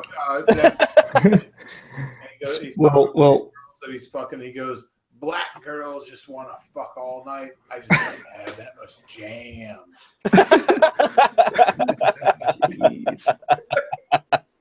God damn, what song is that? You would know. I don't know. He's going like, he goes, American girls want everything in the world. Asian girls want to talk all night. Like, it's a Rolling Stone song. Let's see. And he goes, why you figure that out? I just want to fuck all night. I don't have that much jam. Sounds so cool, yeah. Sure, that's the Stones, man. Is it called Some Girls? I play that. What now? Is it called Some Girls? Probably. It sounds familiar. Some Girls Give Me Diamonds. Lee, look. There's B-Rad on the red shift. Yeah. Look at him. He's just killing it on that thing. You know what I would do if I had one of these? I'd just take the rear brake off and just put a fucking a handbrake on it, if you will, but not a handbrake. Yeah, I'd just put. Why not? Your left hand's not doing dick, but holding on. Might as well put something up there for it to do. No shit. Look at him though. He's taking it around the turn here. Like you can tell he doesn't want to loop out the bike that's not his right here. But the guy, he's just killing on this thing. I think he's laughing the whole time too. He's like, this thing's nuts, dude. Saying they're fast. They're stupidly fast. I know. Like, so I ran a bunch of the 0-1s and stuff, and man, was it like if you put them in the custom map mode and you crank it and you take it off lawyer mode, I used to tell people that they'd be like, what do you think the fastest bike in this room is? I'm like, well, fastest bike off the line is that 0 over there, and they'd be like, the electric. You're like, no, for real. Yeah. Like I would take it out in the parking lot because it's so cool. You don't have to warm it up or do anything. You just unplug it, wheel it out the door real fast, and they go, "Holy shit!" Like I told you. Those things they make crazy power, man. Like those Altas are making somewhere like the equivalent of like 56 horsepower, I think. Yeah, but like 70, 80 foot-pounds or something ridiculous, right? Yeah, like they're crazy. All fast. about that torque, man. Like that's look at this guy. Once they get that thing to the point of like where it's competing with 450 and they got a little bit better battery times and stuff, it's going to be. B-Rad's about to tell you how to diversify your funds right here. No, he's about to teach you Ohm's law in high school physics class. I love him, dude. I mean, he's a good-looking guy. Like someone I would have paid to do my homework in high school. You never think he's the dude that's doing this shit right here. Like, that's not the same guy. Shut your mouth.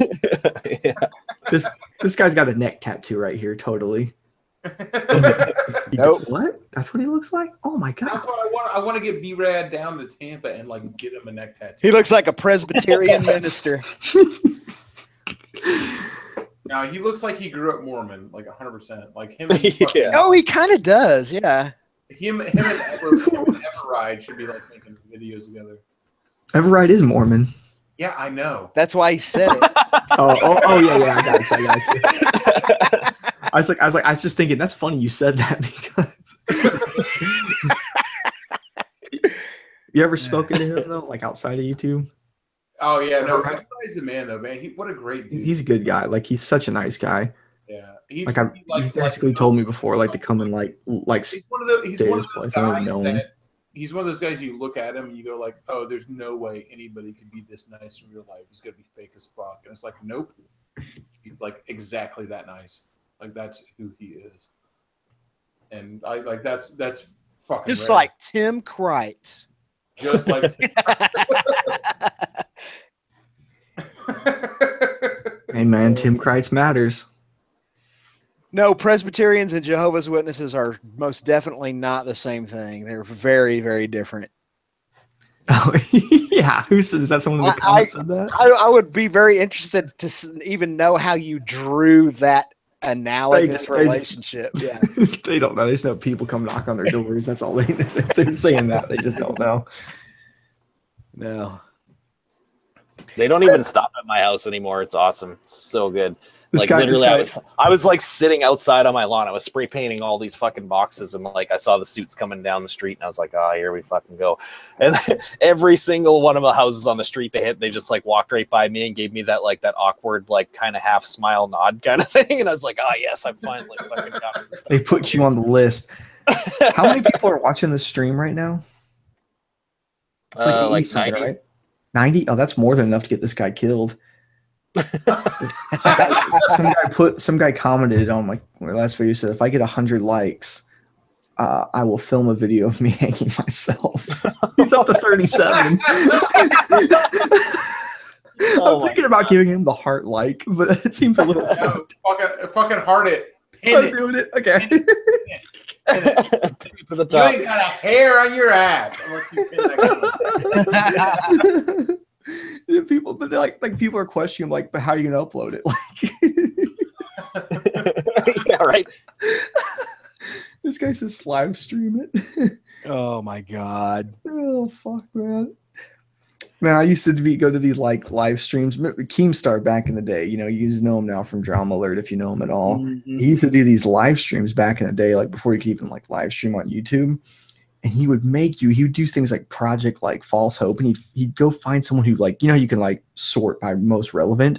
He'd go find like, he'd look up like daily vlog, most relevant, find some guy that gets like 2 views a video. And we'd be like 15,000 people watching this stream and send everybody over there to like, he'd be like, this is the greatest video I've ever seen. You're really cool. And like fuck with people. I just never come back. I always thought, God, hope nobody like lost their shit from us doing that. I remember one guy, we did it, and within like before the stream ended, that guy made a video like crying, like this is so cool. I don't know how this happened. All these people came, were so nice to me. And then Kim starts like, fuck, we went too far, man. I feel kind of shitty now. We went too far. But he used to do the craziest shit back in the day on Xbox. He would live stream gameplay on Xbox. And then, you know, you can see people's gamer tags, right? And he'd have us fucking with people, like trying to make them think like they like we were like hacked accounts that some robot was controlling. He had his friend doing this robot voice, and they'd be like, no, he's an AI robot that's out of control. He's going to hack your account. And people it sounds nuts.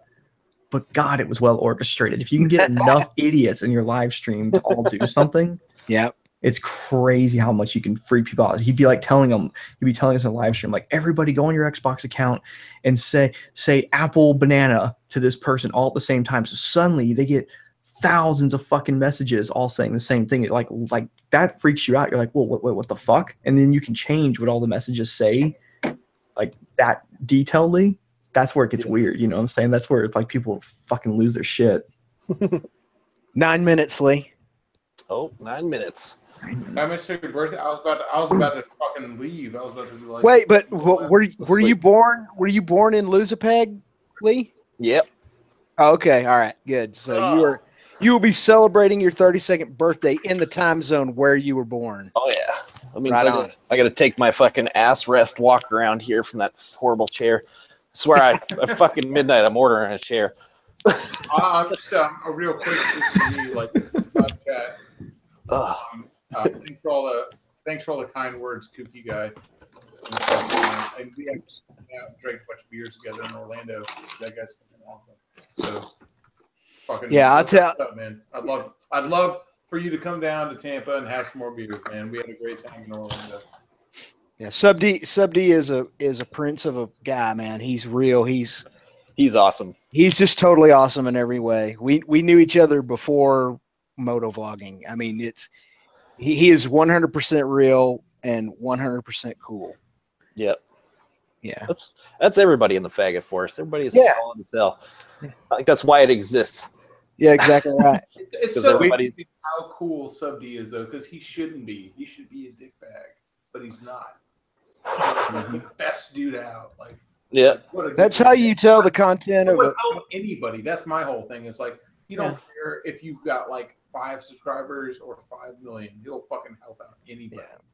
Right. And he's, you know, I've learned this working in the music business all these years. A long time ago, a songwriter who wrote songs for a bunch of artists we were working with. Clint Black was one of them, and Ricky Skaggs was another one. If you know any of those 90s country superstars, he told me he had written a song for Clint Black, a song called "One More Payment," and he told me, he said, one thing I could tell you, you know, because I was a young guy at the time. I'm in my early 20s working for a record label in a recording studio.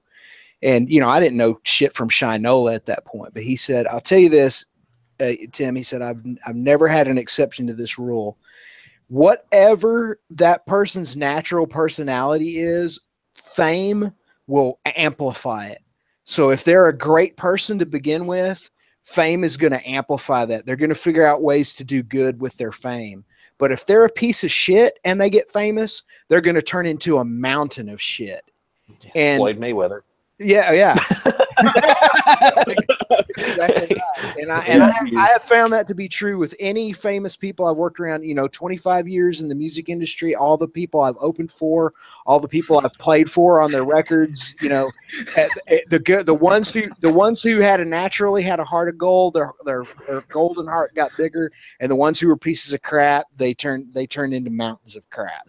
Yeah, and Sub D is a good guy, and his fame has made him an even better person. Yeah. Yeah, I've seen that shit happen numerous times too, man. Yeah, it's exactly. nail on the head right there. Yeah, you know exactly the same thing because you've run around with a lot of the same celebrity type personalities. Yeah, in the motorcycle world, exactly right. Oh yeah, yeah. There's lots of dudes out there that like people look up to nowadays and stuff. Where I'm just sitting there like cringing when they're talking about them because I know what they're really like. I'm just like, oh, you would if only you knew. I'm just gonna sit here and keep my mouth shut. Yep.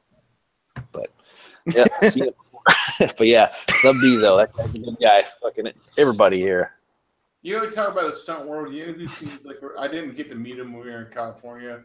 Just like, oh goddamn, Tony Carvajal, man, that guy seems like that super cool guy. Yeah, yeah, he's super. Yeah, yeah. I met Tony back in the mid 2000s. The first time I ever met him when I was helping to organize a stunt show when he was still on Jason Britton's stunt team, and they came out here to West Texas.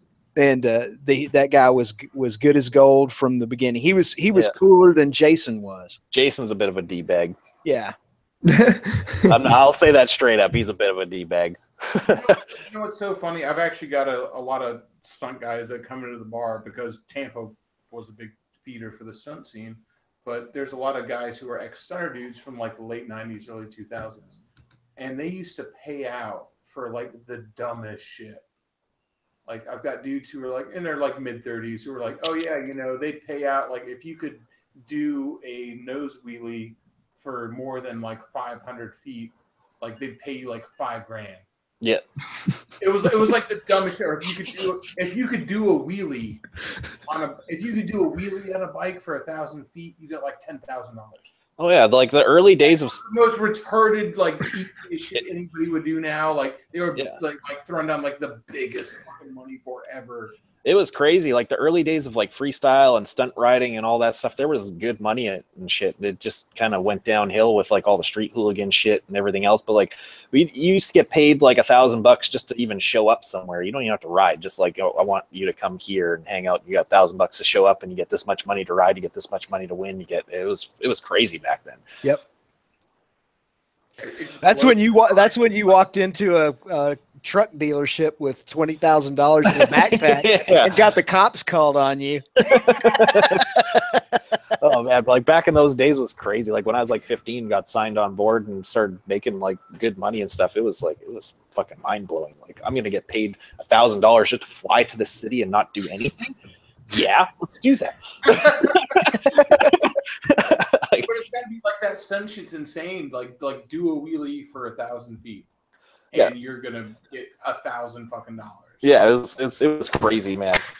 It's still kind of like that's gone down. Like the stunt scene payouts have gone down huge because the whole street hooliganism shit made like all the fucking brands pull out of everything and stuff. Like they don't like that, and that's why I don't promote that kind of stuff ever. Just because I want to do what I can for stunt riding to make it positive and whatever. But like there's like the freestyle, even like freestyle motocross is something that's very non-hooligan. It's even gone downhill a lot the last couple of years. Like you used to get paid way more to do shows. Like I remember like when backflipping just started becoming a thing, like to do one backflip at a show was like, I don't know, anywhere between $6,000 to $8,000. It was crazy. Damn.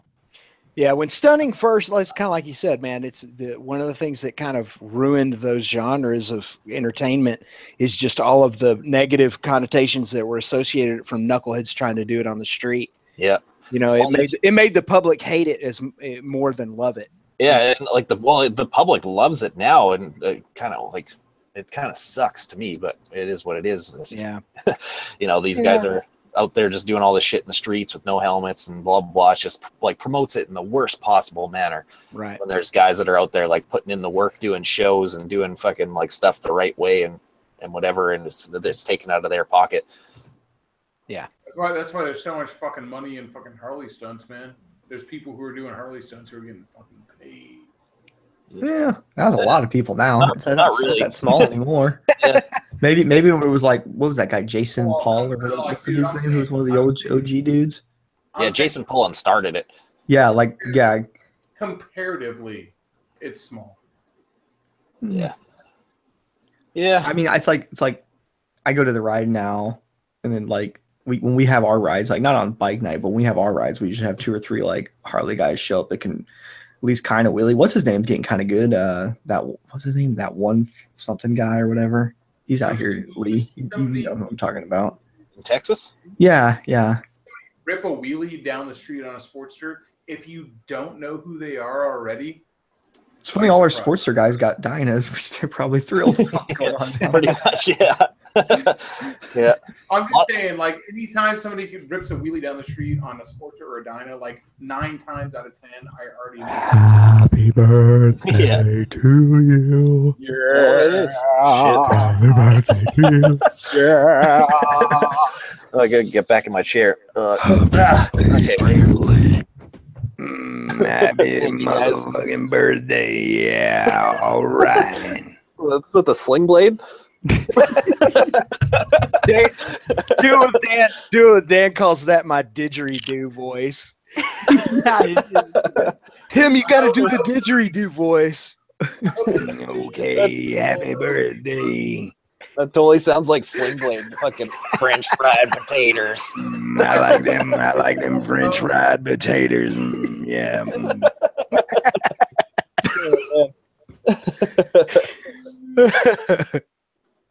Well, thanks for all the birthday wishes, guys, in the chat and here, obviously, too. That's awesome. You betcha. Many more. Yep. Dan does that Viva Bam voice or Bam Margera voice too well. It kills me. Oh, he sounds just like Bam Margera. It's insane. Oh, I just now saw these links that you sent me in the internal side chat, Jake. Sorry. Oh, they're just stupid shit. I've been, you know, you don't mean to like watch the whole Oh, thing. the And you got one guy. of these like compilation videos. The guy breaking his guitar on the ground. I figured you'd like. That knucklehead breaking his guitar was awesome. He's like, I'm gonna do a guitar flip. Get the camera ready. And he was so non-committal about it. Like he already knew he was going to break the guitar, you know? It was so funny. It was almost like used to do those at shows, man. it's almost like he was doing it under duress. Fouriel Oh my Hooligan's quick with the meme. It's already got the birthday meme with all of us. Oh, yeah. That's golden. Gotta check it out. Face. Jake's face is amazing. And he's on an old woman's body, too. With Oh hell, I gotta look. Then I ain't seen this. She's shit. got a total gunt on her, too. It's great. Yeah. Anybody who puts Jake's face on a woman's body, a la Caitlyn Jenner, will get a thumbs up from me. Like, knock everybody watching now. That's golden. Make it Yep. Everybody go to Forey's page and like that shit. Your face is your old 16-year-old face, so that's even better. happen. I just want to see Jake's face on every woman's body. I'm trying to like. Sometimes I think Instagram's broken. Come on, dude. I can't go to my own fucking. There it goes. Oh god. Oh, it's that fucking one photo of me. That was perfect, man. That was in California when I did that. That's no longer your face, Josh. That's what's his name. That's the man. The man, yeah. Yeah, the man now owns your likeness. Yeah. Watch you meet him one day, and he just that's what he actually looks like. It's like the exact same face. Like I wasn't kidding. That's what it looked like, motherfucker.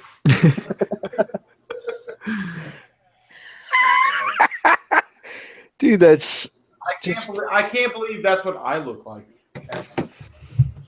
oh man. I gotta get more beer. I'll be back. Hilarious. Weird echo of myself. The memes are so funny. Yes, the The meme. memes. I like that when they're on like they show like the court things. And like I didn't create that meme. Judge Judy. Yeah, I did not whatever. create that meme. It's like, wait, are we like? And then I remember you hear that, and the first thought I was like, wait, are you guys actually in court though for real over a meme? Like that's amazing alone. Like, oh. We're going to a weird world like that though, Tim. Canada's already partially there. I'm surprised Lee hasn't left. What? They're making like the you can't say mean things to people. That's illegal now. It's like I should be able to call you a fuck ass cunt, whatever I want. On top of I should be able to call you a womanly just because I want to. If we're gonna go that route, just because I want to be an ass. Like, I have like one of the top comments on the latest Jay Leno video. And I'm talking about how I think this little Asian chick. Have you guys seen this video yet? The little Asian chick with the BMW, and she lets Jay drive it, and she's hot, but she's like middle aged. She's like my age. She's in her 40s. You can clearly tell. Your little Asian chick. And I talked about how I dig chicks. My comment was, I dig chicks who know their stuff when it comes to cars and bikes, and when they're hot to boot, well, that's just icing on the cake, smiley face. And then all these dudes are like, she's got butterface. This chick, dude, you need to go to the eye doctor. This chick is not hot. And dude, people are just being assholes about this. And I'm like, no, you guys are stupid, man. That chick. There it is. Third comment. Yeah. Another lack on there. Let's go see what this chick looks like. She's hot, dude. Well, people have this overly weird standard for internet and television too. That's like, it's like how many people. Like I love the people that used to go off about what's her name. Like oh my god, Megan Fox is so fucking gross. It's like, dude, in real life, if that was if that was your girlfriend with 30 pounds on her, you would show her the fuck off. You'd be like, look at this shit. Like you didn't stop pimping that out. Oh no, she's cute, dude. These guys are idiots. Yeah, they're idiots, man. It's a strange standard for beauty that we have these days. Jay Leno's Garage. Mm-hmm. Yeah, it's like the. I just linked it. I didn't even know he had a channel. This is fucking awesome. Wait, what?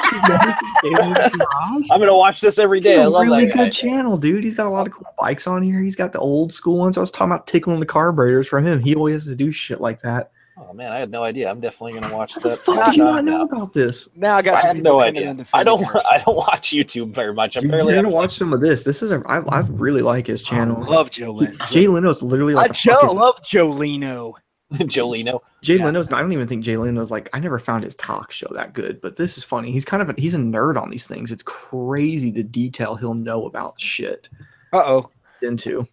Did I link that incorrectly, boys? Sorry about that. They're telling me this video does not exist on the link up. Here's the thing that try it again. out now. YouTube links from a PC only seem to work on other PCs, and like the phones now they don't work. So I don't know. If they're on their phone, it might not be working. Yeah, I had no idea he had a channel. This is awesome. I honestly thought you were kidding. No, I saw your like come in there, Jake. It's I got 150 likes on that now. Is Jerry Seinfeld apparently is a big car guy as well. Tim Allen is. Well, of course, Tim Allen. Oh yeah. Tim Who's Allen. got the I echo? identify with Tim Allen. Josh. Tim Allen is also a big cocaine and stripper guy. Like, he used to be. Yeah, you can see it in his face. He ain't doing that anymore. Yeah, he used to be. Then he got all like for his age. He looks all right. Yeah, he went like full blown born again Christian or some shit. Yeah, that's what they all do to cover it up. Yeah. That show of his, like, that got canceled, was actually pretty funny. Yeah, here it is. 4 months ago, he rode one of the ARC bikes or whatever. The Arch? Yeah, from what's his name? The KRGT one from Keanu Reeves. Keanu Reeves came on there and talked about it. It was cool. He does a lot of. He actually does quite a bit of bike stuff. He's got like he's got the old Vincent Black Shadow on here and some other stuff. Yeah, Jay's got a crap. Yeah, if I was a rich asshole, I could afford to be a fucking enthusiast as well. Yeah, no shit, right? You gotta respect it. He's an enthusiast on another level, dude. He knows the way he knows the knowledge. Yeah. Like he'll sit there and talk about stuff, and he'll talk about like a guy on the who was an engineer that originally designed a thing. Now he'd be like, now Teddy was a real interesting guy. You gotta understand his dad worked. His dad worked at the leather company down the road. Yeah, I'm sure he's a good dude. At some point, you like run out of shit to do, like as a rich person. Right. Like, and so that's what you do is that. I'm sure he's a great dude. I'm not fucking arguing that, but like, yeah. Apparently he just like shows up at like the local Cars and Coffee, like no bodyguards. He's just cool as shit. Like whatever here's I showed up in, and it's always something amazing. No, he's one of the good ones. I'll agree with that. He's good. Yeah, he's got a lot of that cool high end stuff. But I mean, I don't know what you guys. I think the best videos are when he busts out like the crazy like steam powered shit and stuff that's driven by chains that weighs 8,000 tons. He's got like the biggest car collection.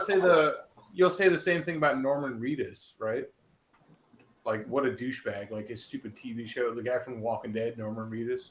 Yeah. Oh yeah. That stupid TV show Ride, like that was the cringiest, fucking most awful. Like, that was terrible. Oh my god, it was so bad. It made me want to fucking gouge my eyes out. But the guy actually likes motorcycles. Yeah, got to give him credit for that. Like it's not like he did it because he fucking like wanted to make a buck. He does it because he did it because he loves fucking bikes. Like, what was the show called? what are you gonna say about that? Ride. That was so bad. It was so. It was a show called Ride. I'm trying to look that up. It's hard. It was a cringe fest, man. It was. Oh god, it hurt my feelings. It was a motorcycle show. Yep. Yeah. I never watched it either because I knew it was going to be cringe. I watched the first episode. Jessica made me buy it. She was because she was like all into fucking. She's a girl, and like, sorry, it sounds sexist as fuck. But girls are like, when girls get into motorcycles, they're all into that hipster shit. Like, so, they are though. I'm fucking not making that up. You know, I'm not. That's true. Yeah. I totally believe that. Hey, Red One in the side chat offering you birthday wishes, Lee. Yep. Yeah, I saw him. Thank you there, buddy. He's asking on my 23, 24. Fuck, I wish. That'd be nice. How old are you? 30, 31. 31? Right on, 31 now. It's painful. Man. Let me give you, from a guy in his 40s, just let me go ahead and give you a little advice here. Enjoy your 30s and try not to worry about shit so much like I did. I got to make like these next like 4 years count big time because that's the end of my time frame for being able to ride on the level that I do. Don't fucking say that. I'm still trying to fucking ride on a competitive level on dirt bikes, and I'm 34. I know a dude, and he's a legend. There's a guy who's a fucking legend in Canadian motocross. Like, everybody knows who he is. And he's, how old is he now? He's almost 60 now. And fucking blind in one eye. And still faster than probably 40 to 60% of the pro class field. It's insane. Yeah. I'm not trying to be fast. Like, I'm not trying to, like, compete on a national level. I just want to place, like, top 20 in a local hair scramble. Like... Well, you'll be able to. No problem. There's probably only going to be 14 people on the gate. So I think your goal is pretty good. Yeah. Somehow I managed to place number 20 on a field of 14. I don't know how that happened, but this ride show looks really cool. I know what you guys are talking about. I just watched that trailer. Actually, the trailer made it look like it's probably fun to watch. I have no idea, though. I'll take your word for it. It's terrible. It does have an 8.1 on IBM. And I bet it's all from fucking nasty-ass girls who want to get on a sportster with their Q's leaking fucking juice all over the place. Think about Norman Reedus fingering them with his dirty-ass fucking greasy fucking finger. Oh. Well, maybe I think about that too. You know. That's cool, man. You know why you think about that? It's okay because you've never had a yeast infection, Jake. They suck. I mean, I'm pretty sure I've had a urinary tract infection. Yeah, I remember a few times I was pissing and it was burning so bad. Norman Reedus is a walking yeast. Red one is coming. Listen, dude, I remember a walking loaf of green bread. I remember a few times where I was peeing and it was stinging so bad, and I went to the store and I got me some prune juice or whatever. And was it prunes I got, or what did I get? No, I got like cranberry juice. Whatever. It was cranberry juice. That's what it was. I got the cranberry juice, and I kept drinking that. I was pounding it, man, and I was peeing. It was like burning. It was burning like extra hard, like the cranberries were going to town on whatever was going on down there. That might have been gonorrhea, Jake. Well, you know what? Cranberry juice fixed it then, because it was like 2 days later I was square. And the worst is, it's like, how do you tell your wife, like, it burns when I pee? She's gonna be like, what the fuck have you been up to? And you're like, I don't fucking know. It just burns when I pee. Maybe I have dirty fingers and I touched my pee-pee hole. I don't know. Fuck. I don't know how this happened. UTIs come from sexual relations with questionable women most of the time for guys. Yeah, but if I have a urinary tract infection, what if I just have like a urinary tract? That's up there. That could just happen from. It's hard for a guy to get a urinary tract infection. Well, maybe I just had some kind of bladder thing going on. I don't know. I just know it was like, holy shit, and it was weird. It burnt, it burnt from the shaft like way up into the inside somewhere. And I'm like, okay. But I tell you, and then I think this has happened to me like twice now. But it's like sure enough, I can grab the whatever juice, pounded a bunch of it, felt good. That's that cranberry juice, man. It makes you pee red, dude. It's pills. I've Trust me, dude. I've been a bartender for a long time. I've taken. You just start everything off with that from now on. I think everything for the rest of your life, you just say, okay. First of all, I've been a bartender for a long time, so and then just say whatever it is you're going to say. It makes it so much cooler. For a long time, I've taken my fair share of cranberry pills. I didn't know there was cranberry pills. Yeah, you get the pills. You don't fucking drink cranberry juice. That's a really fucking inefficient way to ingest it. You did cranberry pills. Say the same thing about weed. Idiot.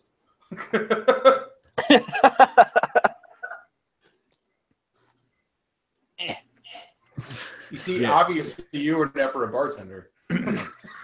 I don't know if I could do it. I doubt I could. I'd knock shit over and like when there's a lot of people want to tell me what to do. Like, I need this and I need that. Oh, heck, can you give me one of these? I would probably just shut down. I'd probably just be like, fuck. Oh my God, no! Don't listen to anybody. Being a bartender is like the easiest job on the fucking planet. All these chicks want to talk about it. They're like, they try to make it sound like it's hard. They're like, it's like hard. I'm like a mixologist, and people want this, and people want that. I'm a mixologist. Yeah, and it's like the most dumbest bullshit you've ever heard in your life. I'm just like, dude, this job is fucking easy. The minute they use the term mixologist, you can go ahead and write them off as a fraud. It's like someone who works at Subway calling themselves a sandwich artist. Yeah. And the guy at Starbucks is a barista. Yeah. Like, no, you're my coffee bitch. Hey, hey, Josh, does Rachel still work for you? Yes, absolutely. Awesome.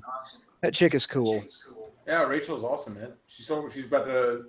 She hasn't been able to ride for a while because she needed a bunch of shit under her bike, but she's about to. And that's again, everybody watch this. People forget that bikes need maintenance, and if you don't fucking keep up on it, all of a sudden, like your bike needs like $1,000 worth of maintenance. Yep. You can do it. You can do it in pieces, or I mean, you can do it in steps, or you can do it all at one time. But you're going to do it either way. And that's what happened to Rachel. She just let her bike go and let it go and let it go and let it go, and all of a sudden, it's like it needs like $1,000 worth of shit. Yeah. Do it as it comes, motherfuckers. That's right. If you need tires, put tires on. You need to move your mic away from the speakers. Your shit's echoing like crazy now. Who, me? Yeah. Oh, fuck. I don't know why yours does that. It'll be like fine for hours, and all of a sudden it just decides to start echoing. Ah, sweet relief. What, did he just mute himself? Yeah, he just muted himself. Oh, yeah, that's like being let out of prison. Let's see what else we got. I'm just kidding. It wasn't that bad. No, it wasn't that bad. Not like usual. It was tolerable. All right, is it better now? Yeah, you just have to put your brain in a certain place when you're hearing it echoed back at you, you know? Yeah. So, yeah, that completely took care of it, Josh. Yeah, that fixed everything. I don't want to fuck with the people watching. I can give a fuck about you guys. This is the people. Now that's all good right there. Yeah, you're golden now. All right. I feel like it just like builds up like slowly over the hours, and I just gotta like reset it. What is it? The TV volume or the mic gain? Tim.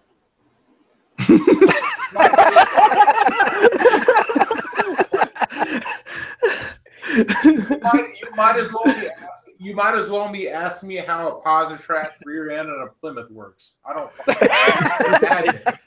It just does. Sorry. Oh man. Hey, Lee, I sent you a question in the internal side chat. Did you? Earlier, yeah. I'm not even watching that. I will go look at it right now. I just wanted to know if. Well, oh yeah, if he wants to. Okay, cool. Yeah. You guys want to? I mean, I want to suggest this, but without seeing if everybody's down for it. You guys want to do some questions? Yeah, fucking rights. Hey, Red One, check Facebook. Check your. Yeah, that one. You know, he's got 2 Facebook accounts. I don't want to give either one of them up. One of them. It's in one of them. Yeah. So let's do that. Everybody watching right now, man, you got a question for, and specifically, this is Lee Stewart stream. Like you got a Lee Stewart question. Like hit us up, man. We're doing. We can field anybody. Who cares? It's not Lee Stewart Day. I guess it is. Technically, it's my birthday. Fuck you guys. Did that movie ever make you cry? Like a little bit, like you gotta admit it's ridiculous a movie. There's a few parts, right? You're like, damn man, that shit's fun. Joe Dirt. Yeah. No. There's two parts that get to me. One when he's talking to his parents, they talk about the posi track and the Plymouth rear end, and the part when Kid Rock tells him to get a ambulance and some French fries or something. I don't know, and he's running off crying. It's like, damn, dude, this guy's life is fucked up. A Whamburger and some French fries. He tells him Def Leppard sucks as he's running off because it's on his shirt. It's like, oh, Def Leppard does suck. Hey, fuck you. One-handed drummer on that shit. Okay, we actually got questions coming. Holy balls! Happy birthday, Lee. Just want to say that. Thank you, sir. For the questions. What is a TW200 a good bike to learn to stun on? Yeah. I mean, yes. I guess, yeah. I was going to say no, but it'll do the job. There's a kid called Motomax who has a motovlogging channel, and his channel kind of blew up from him doing stunts and wheelies on a TW200. Now he's moved on to an FZ09, which was quite a jump, but he's doing well. And you can go back and look at all of his. He'll do like a mile-long wheelie on a TW200 on that. You ever met him, Tim? I never have met him in person. Because he's come out to he comes out to the rides. He's a cool kid. He's got a he's local to me, I want to say, or like he's like in the South there because he comes up all the time. Yeah. No. Okay. There's a buttload here. I'm gonna start going back. If we're into interracial love, and I'll tell you, big time. When I gave Red One a hug at SCMM, it made me feel feelings I haven't felt before. Yeah. My kryptonite is hot Asian chicks, so I'm gonna say yeah to that. Cool. What's the best present I've received? The people that have been donating in the live stream tonight. That's been the only presents I've received. So that's much appreciated. Yeah. It's only been 21 minutes since he's been 22 minutes, rather. Yeah. I'm too old to get presents for my birthday. I guess I don't know, or maybe just people that I know don't really give a shit. Nobody gives a fuck about you when you're over 30, dude. Yeah, pretty much. Grandma stopped sending checks. Yeah, that check for $3. Yeah. Wait, hey, real quick, like that dude is a excellent supporter. Like all over everybody's Instagram, all over YouTube. Sped King Biggie is a man. He goes, ever thought about having a team? What street team? I don't even know. Probably for your brand. He's talking about. Oh yeah, probably. I don't know. I don't know about that. I haven't really put much thought into that, but it works and it doesn't sometimes. It's kind of a hit and miss thing with certain brands, right? So the people that can afford that kind of marketing budget, it seems to work out well for them. But then the people that jump into it too soon, then it kind of fucks them. So it's hard to say. Depends on where this thing goes in the next 6 months is when that I'll start thinking about shit like that. X1 goes, Grandma never got you that chair, huh, Lee? Yeah, I wish she did because my fucking ass cheeks are on fire right now, man. Like, God, if anyone wants to be the coolest person on earth, go check out my Amazon wish list right now. Man, I used to get Lee a chair, man. Save Lee's money. This is where I do like all my editing and shit too. Like I've put some miles on this baby, man. It hurts. Let me tell you, I've seen Lee's ass in private. It's amazing. Yeah, I don't want to ruin this thing. Wait, is that chair like all like my chair? The fake leather and shit is done peeled off and like yeah, they do that. Yeah, oh, dude. I was showing it earlier. I got the family reunion special. This is where I do my work. Look, you can see the ass. Look, you can see the ass imprinted. I'm like the little like half inch of cushion that was in there is all worn, blown out now. I'm sitting like directly on the fucking. That's a freaking bingo chair. Oh man. Please Instagram picture 2 days from now being like he got one of them racing chairs. That's what I put up on there. Is like because that's like the dream. I spend so much time in this office editing and fucking doing orders and this and that. Like I can have something like in actually sit in and like not have to get up and walk around the house for 10 minutes and come back to. Dude, that's gotta suck, dude. I'm about to buy that for you. You know, like yeah, I saw like on Amazon a friend of mine showed me like it's a racing style or like a racing seat / like gaming chair, whatever, for like $100 on Amazon. But I was like, I don't know, man. I just have a feeling that like 6 months down the road, it's just gonna start to fall apart and shit. Like, yeah, I went on like did my research like I don't know like a month ago or so on this thing, and like all the Amazon reviews are all good and stuff, and I was just like, yeah, that's awesome, but I can't afford that right now because I just started a goddamn company. Right. So, yeah, because the one that I want's like about $300. The DX Racer, it looks like I know GoFather has one, and when I was at his house up in Reno, like I sat down there and I was like, oh, this is nice. Yeah. So when I went priced it and was like, well, fuck, I can't afford that for a while. Yeah, I found like the knockoff version of it's like $250 Canadian or something like that, and it's like everyone says it's amazing. So hopefully, I can get that bad boy. Hey, start a GoFundMe. Yeah, get me a chair. Yeah, no, I just need a chair, people. That's all. no. Daddy needs a chair. I'm used to working. I'll keep working. The chair I'm sitting in right now was a chair that I was a art director and videographer for this ad agency for about 7 years, and this chair they were going to throw it away. There was 2 of them. In fact, I have both of them, and they were just out of style, which they are. They're from about 1979 or 1980. They look like a Bob Newhart chair that he would have in his office. They're kind of wraparound brown fabric, late 70s, early 80s office comfy chairs, like guest chairs. And they were going to throw them away. And I was like, no, don't throw those away. Can I have them? They were like, yeah. So I threw them in the back of my truck, man. And I brought them home, cleaned them up, and I have had them ever since. And I have never found a chair to sit in, especially in the studio, as comfortable as this one. It cost me nothing. Yeah. Nice. Trying to find some more questions here. Hold on. Everyone's making fun of my chair now. Someone's got to have something in here. Yeah, there's some questions going on. Okay, guys, questions need to end with a question mark. Right. And that makes them easier. Please state your questions in the form of a question.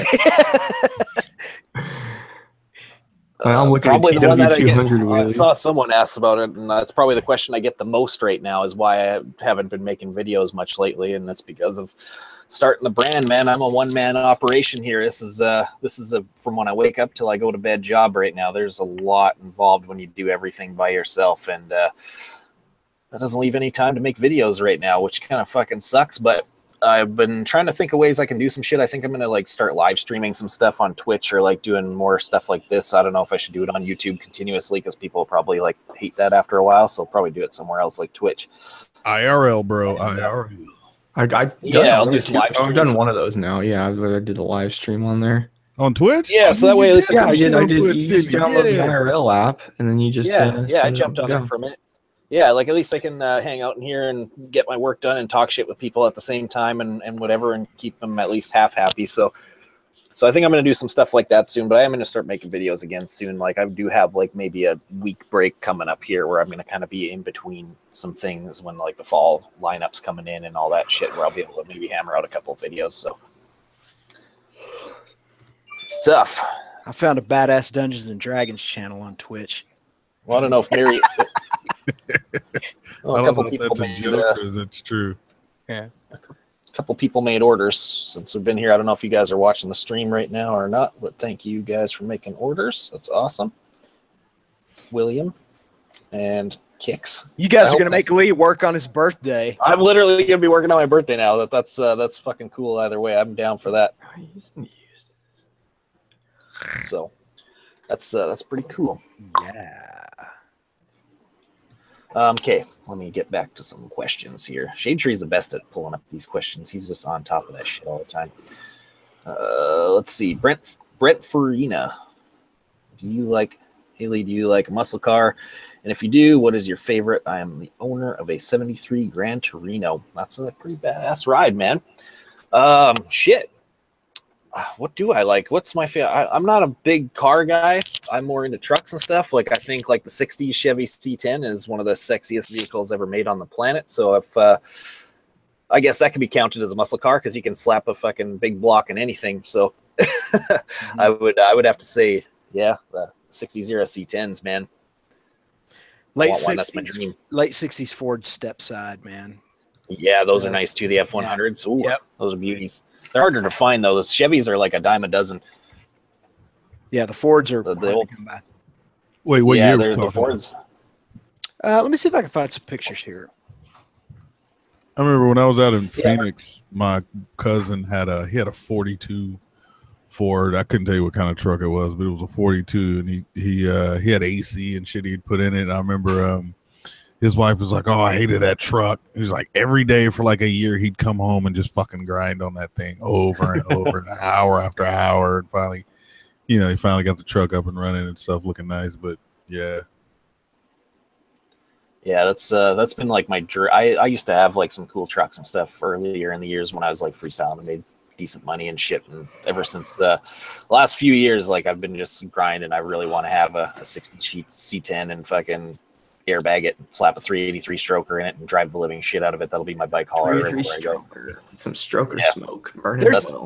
There's the '69 Ford stepside right there. I loved that truck. Right, those are beautiful. Even in the fleet side version of it too is super nice. Mm-hmm. I'm more of a fleet side guy than a step side. I had a 73. Do what? Fords are flare side. Well, back then they were called. No. Everything was called a step side, even though it was a flare side. Yeah. I'm just saying. Someone said in the comments. I don't even. Yeah, that's true. I tell you, when they really started using that flare side terminology was with the '90s trucks.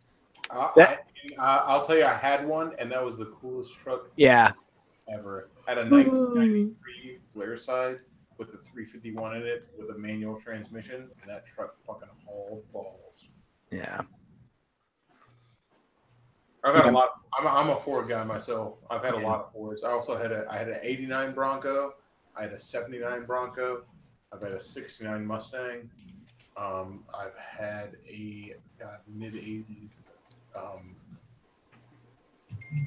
I've had a lot of Fords. Yeah, I had a 73. I'm sorry, a '74 Ford F100 long bed, and I loved that truck.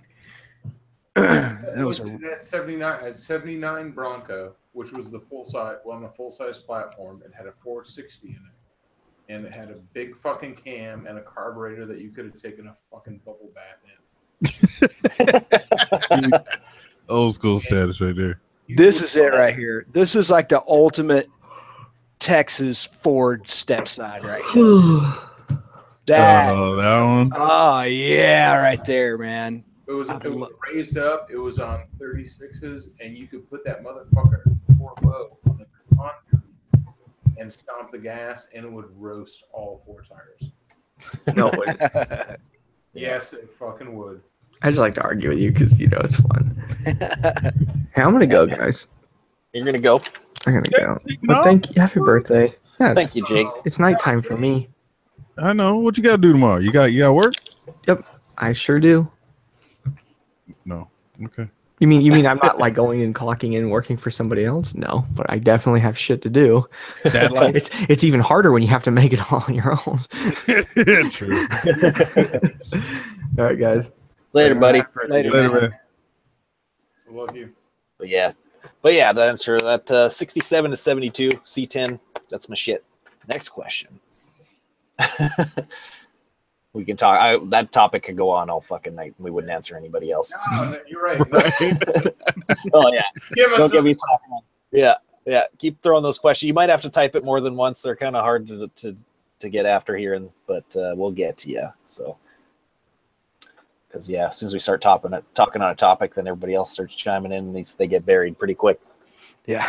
All right. I'm gonna go grab something to drink. I'll be right back while more questions roll in. Yeah. I'm the fucking worst about that, man. Fucking, I talk over everybody. I know that I do. You're like the best at picking up the questions, though. Oh, sweet. Now I'm past midnight. I can do my little 10-minute ass cheek walk around. Oh. X1, by the way, who I hung out with in California and was an awesome fucking dude. Oh yeah. X1 is the man. Wants to know tits or ass, Lee. Well, that's like the hard. Well, I hate that question. It's like the hardest question in the world to answer because we all know that tits have always been ass's greatest enemy.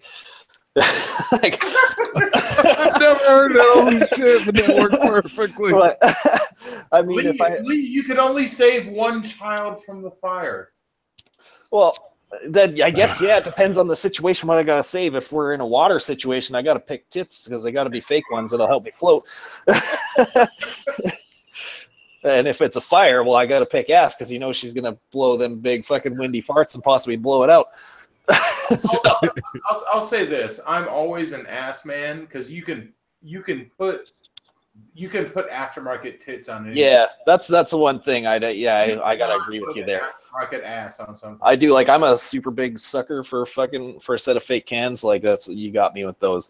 But yeah, I guess. Fake ass. Yeah, there is, but they're pretty fucking terrible. Yeah, So, yeah. If we're getting down to that, you make an excellent point there. So I would have to pick ass in that situation because you can't put tits on anything. So that's I've never been able to answer that question straight up, and you just made it so easy. It is like that.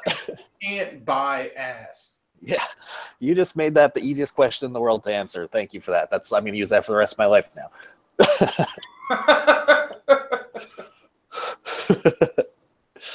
And I'm not saying and all these people are like, I like OEM tits. Like, I get it. Like OEM tits. Yeah, when they're in their 20s, they're great, and then shit starts going awry. I'm just saying. Start sandbagging it. If you have to pick one, if you got to pick, you got to go like, dude, you can't fake ass. Yeah, like that girl in her 20s that has like them perfect real OEM titties and stuff. When she hits 30, 31, they look like a couple of fried eggs on a nail.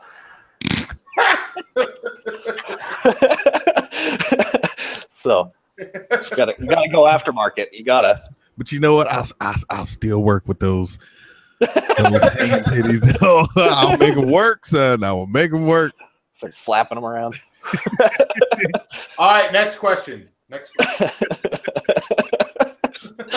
me a favor, take your shirt off and do some jumping jacks. I got to see. I wonder which point of this video got it demonetized because there's been a lot. No, you know what's funny? My channel has yet to be hit. Me too. Oh, you're still in it? Oh, well. Yeah, I haven't gotten one yet, but this could be the one.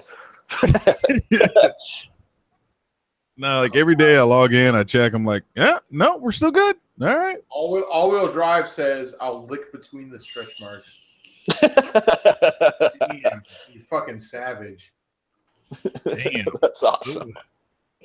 Seen those. Let's get another question, man. Who's got the next question? That's gonna be good. Yeah, let's if get you the good didn't have ones going. Dyna, that's a good one. That's good. That's honest. If you didn't have a Dyna, what Harley would you ride? I'd be riding a sporty or an XR 1200. XR 1200 would be top of the list.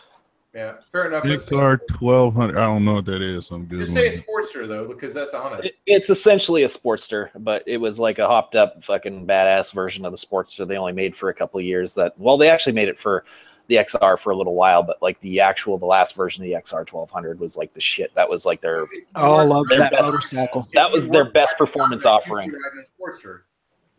Yeah, for sure, because I want a stunt ride, right? And a road glide would be cool and everything, but I just see that being a real expensive bike for me to own because I'd be breaking way too much stuff on that thing. That's a good question and a fair answer. Yeah, I still to this day I want to add a Sportster to the stable at some point, like a full blown stunt bike Sportster is somewhere in the future, or a dirt tracker, one of the two. And maybe you can answer why this matters, but Ant on the Road says, would you ever wheelie a Softail with a 21-inch wheel? Oh yeah, all day. Like you can wheelie anything. Like the only thing I couldn't wheelie the breakout. I was trying really hard. Like I could get it up, but like not wheelies that I would count. Nothing that would impress me. So, but it was a difficult bike to wheelie just because the setup of it. It's super low to the ground. It's really heavy. It's really long and stuff. So it was kind of difficult. But It'll do it. And that bike was really nice too. That bike had like fucking $10,000 in wheels on it. Lee, I hate the breakout because it's got that fake ass like raked out front end, and it's got those weird like that triple tree that's raked out. Yeah. It's so fucking lame, dude. It's so lame. That's just so bad. Yeah, that bike was the one that I rode was making big power too. That was the hard part about wheeling it, because any time I got on the throttle, it was just fucking peeling all over the road. It was intense. Even with that big old 200 rear tire on it, it was just skating all over the road. Yeah, because it's got this stupid fucking raked out front end. It's lowered. It's just a dumb bike, man. Yeah. That's the XR 1200 right there. That's the one. That's one of the coolest bikes they have ever made, and the fact that they stopped was just so dumb. Yeah, that's one of the dumbest things they ever did was stopping making this bike. Yeah. The thing was, the bike was ahead of its time. If they would bring that back out now, everybody would buy it because the market has changed toward these bikes so much. Yep. Oh, if that's one of the bikes that they plan on doing in this like 100 bikes in 10 years thing, that bike would sell big time nowadays. Wait, 100 bikes in 10 years? Yeah. It's kind of like a weird, like, a literal. If people are taking it literally, but it's more or less they're going to be just releasing 100 different versions of 10 bikes. Okay. Yeah. So 100 different versions of 10 bikes on 5 frames.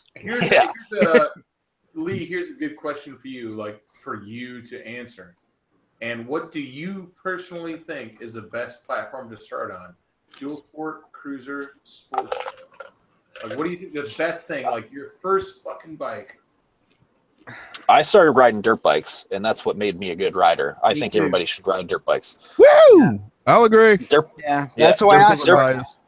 Anybody who you see who's like a really, really good rider on basically anything, watch them on a dirt bike because they're a good rider on there. And that dirt bikes make people incredible riders on anything afterwards. I would tend to agree with that because I did not start riding dirt bikes. I rode dirt bikes later in life and have broken a lot of bones.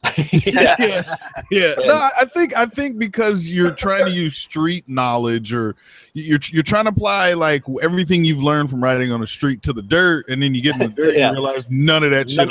Literally none of it applies. But then let's witness the strength of street knowledge. Oh, that's awesome. That needs to be on a soundboard. we need to have that NWA soundboard going. Oh, thank you. I didn't know if you fucking were catching that or not. All right. Yeah, no.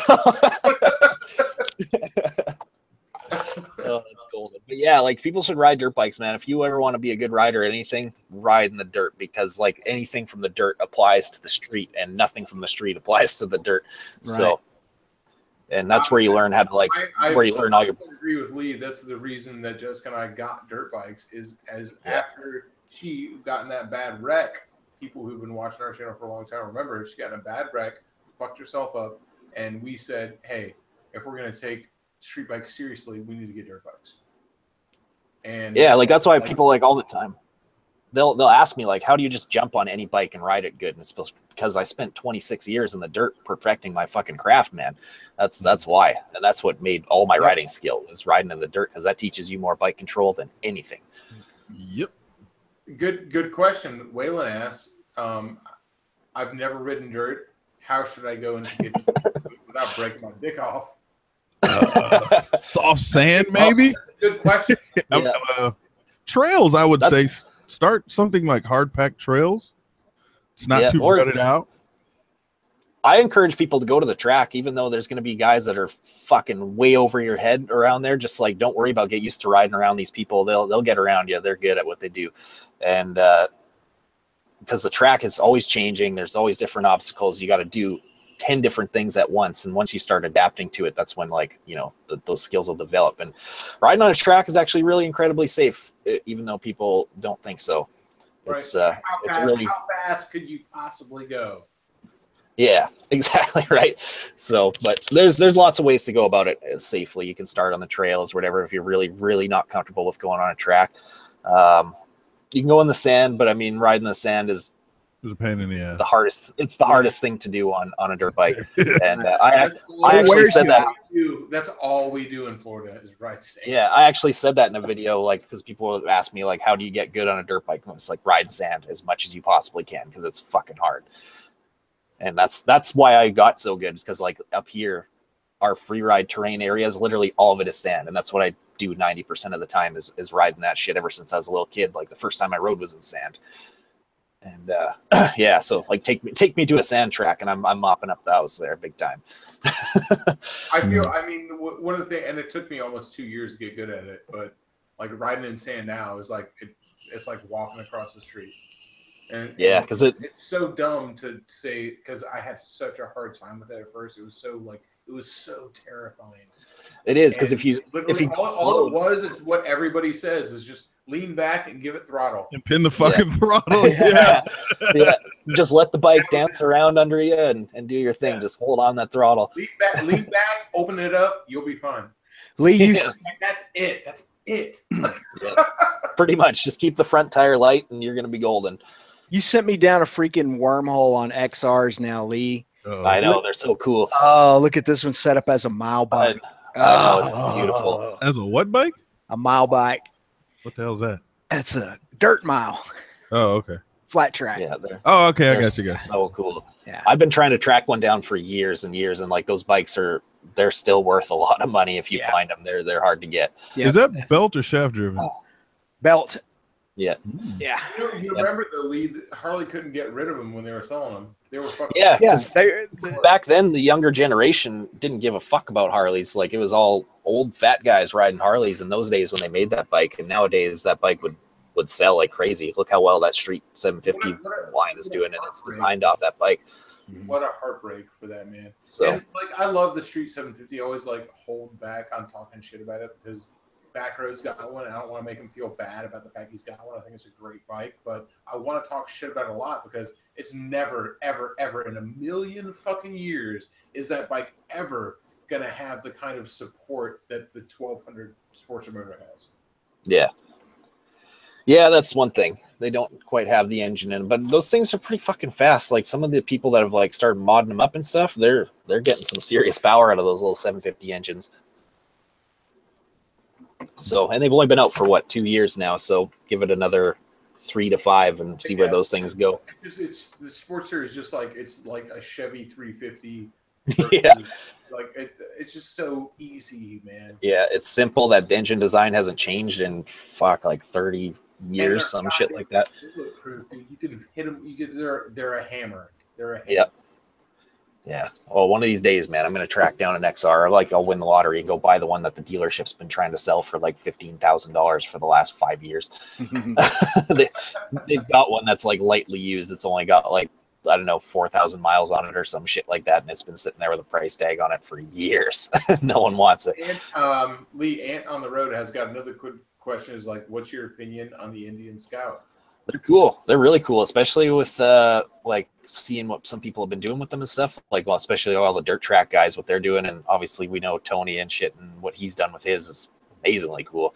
I think that's a cool platform that's got potential.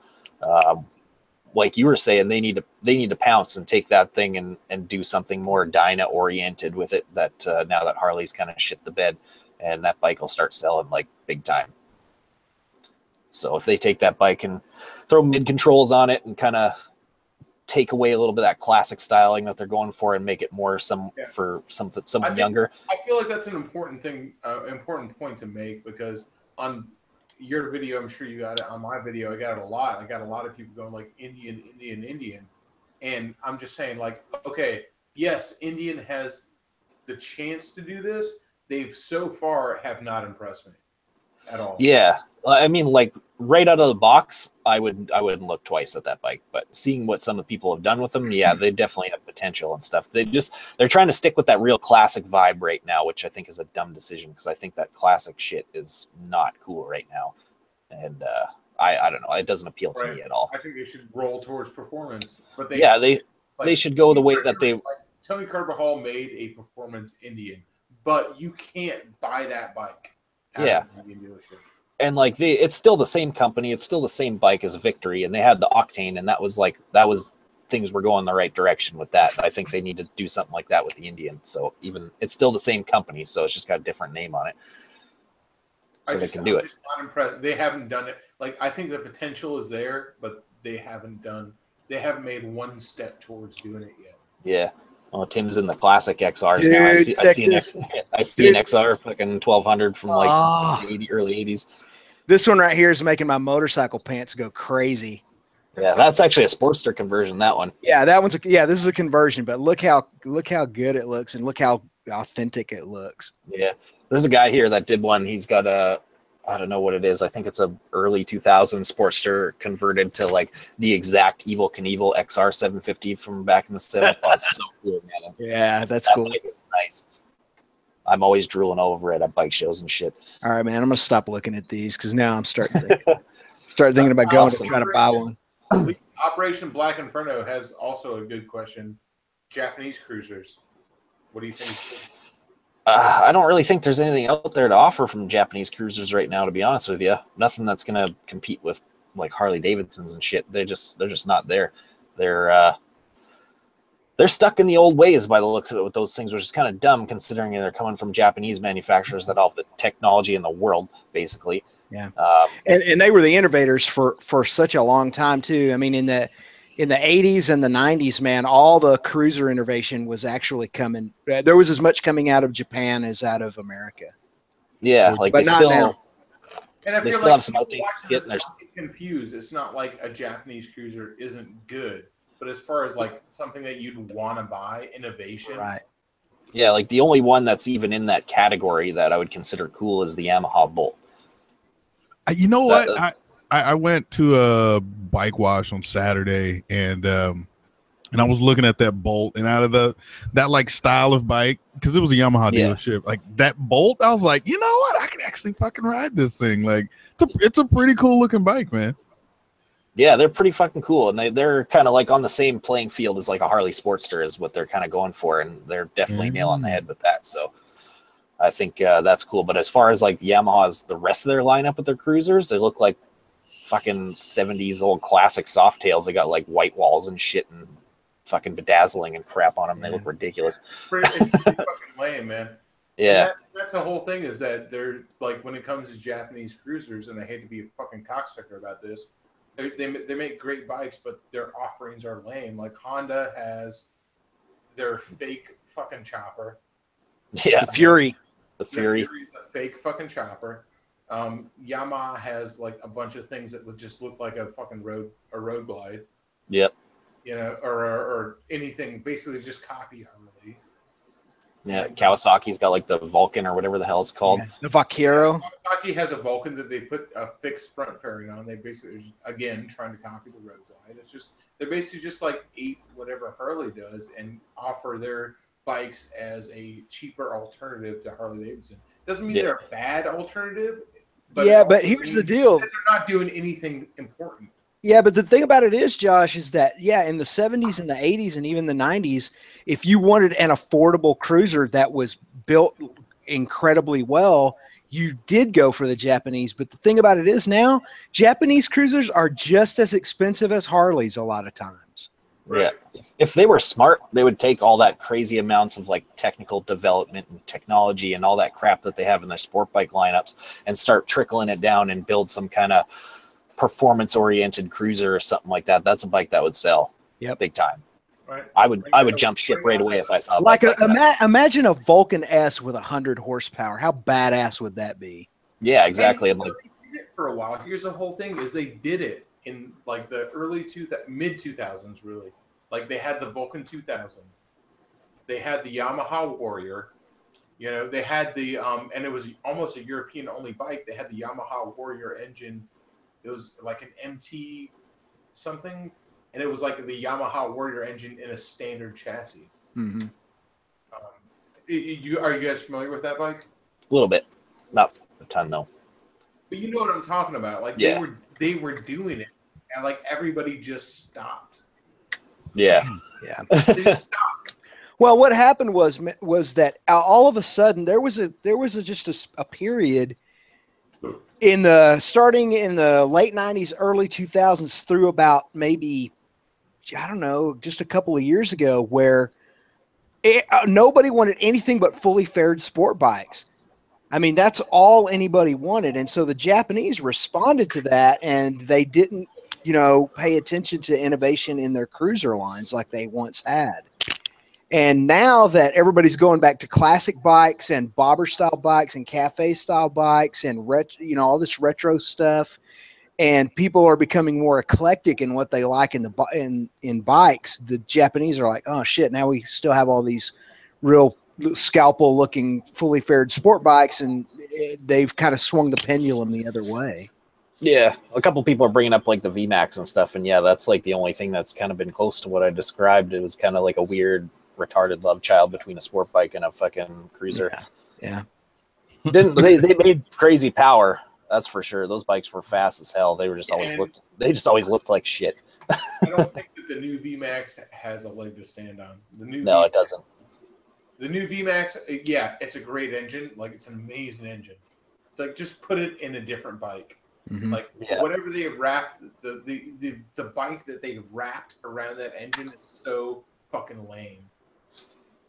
Yeah, I'll tell you right now, if I were going to buy a VMAX, I would be looking for like an 87 or 88 model VMAX. Well, no, they made that VMAX into the fucking 2000s. Oh, yeah, that's right. It was unchanged for a long time. That's true. But I'm just saying the new one is just like, the engine is great. Like, they made an amazing engine, a great engine. Yeah. But well, the bike they put around it is just so fucking, for lack of a better word, gay.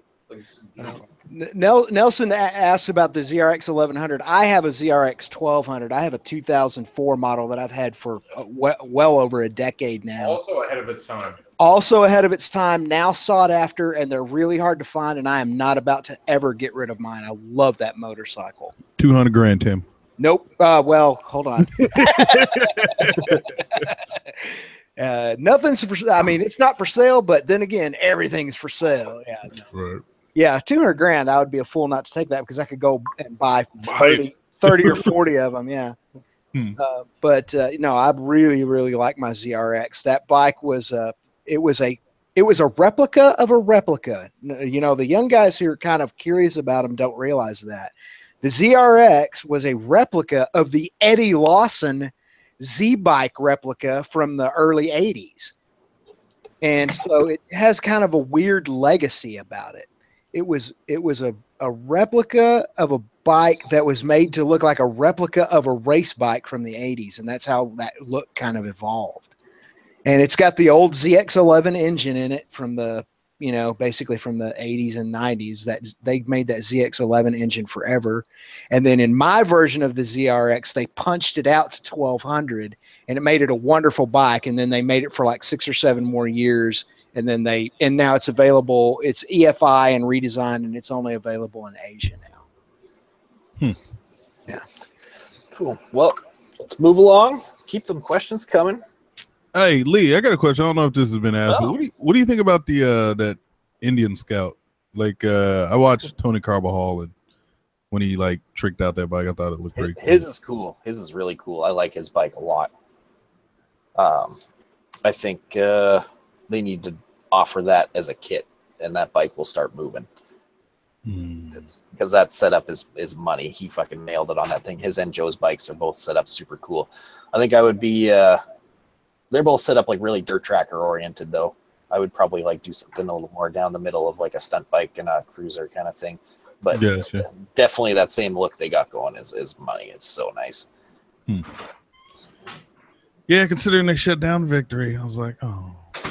Yeah, well, I mean, they're both owned by Polaris, and it was one or the other, and Indians got the name, so. I still thought that was lame, man. They should have kept Victory. They had a good thing going with that performance reboot. Yeah, they really did. And they just killed it. And they had a great thing going. And it was too little too late. I'll agree with that. It was too little too late. But they need to apply that performance to Indian. Yeah, I think so. Like that whole octane chassis setup that they had going on was perfect, and they need to kind of bring that back to the lineup somehow under the Indian name. God, they'd murder Harley if they did that. Because like I was considering the Octane there for a little while while it was out. I was like, fuck, that's a cool alternative to the Dyna, and I think that bike could do some cool stuff. Then they killed it. Yeah. Yeah. Because again, like I think we said this before, like nothing Indian makes is exciting. No, like it's nothing that like you do the double take when you're walking by. Yeah, nothing makes me do a double take. I actually went through it today because I got so many comments on the Harley video I did, like look at Indian. I was like, you know what, I'm gonna go to the website and try to pretend like I was looking for a bike, and nothing, not a single thing they offer. Yeah. I've always had a mild interest in the Scout, and that's about it. Billy Bikes. Billy. He keeps asking if I would get a supermoto. If I could, if I got the money kicking around, that's going to be like one of the first things on the list that I buy, because I used to have one for a while and they're fun. I can do some real damage on a supermoto. I think that's something that needs to be on the channel. Which one? I would probably go straight up hooligan with it and build a dirt bike into one and just do it illegally. Yeah, just gives you a big giant two-stroke. Yeah. Which brand? Like I would just take like the KX450 and throw some supermoto wheels on it and call it a day and do some rad shit with it, so I could do like real hooligan stuff. Like Kawasaki's where it's at. Yeah, I'm a big time Kawasaki guy, and Yamaha too, but Kawasaki the last few years has just been on top of the game with the dirt bikes and shit. So I got to go with them. So, Kawasaki is a zero fucks given motorcycle company. Wait, Kawasaki doesn't make a supermoto, do they? Or like no, they don't even have like a dual sport offering except for like the KLR, which is like a big old couch. That's an adventure bike. That's like the Poe Man's adventure bike. That's kind of what I think about. But Red, their 450 is out of control. Is it? Yeah, it's great. Like if they offered that as a somehow like the KLX somehow or whatever the hell they would brand it under, but like something that would be competitive with the WR, because the WR is just the YZ450 with some added parts. Right. If they did the same thing that Yamaha did in that aspect, that bike would be super rad. So. And they're still making the KX100. In fact, they're still making two strokes. Makes me happy. Although Yamaha is doing that too. Yeah, Yamaha's been back on the two strokes for a good few years now. Mm-hmm. The fact that no shit. Brought back the two-stroke 250 makes me so fucking happy. They brought back the two strokes in what year was that? 2013, 14. Really? Holy shit! Yeah. See, I don't even keep up with dirt shit anymore, man. Yeah. Well, at least bike wise. KTM never left them, by the way. Yeah, KTM. That's true. Time. Huh. Yeah, it's because over in Europe, two strokes are still alive and well in a lot of race circuits and stuff. What's a good quality, cost-effective full-face helmet you would suggest? The One Storm modulars. They're about $40, and they're built like tanks.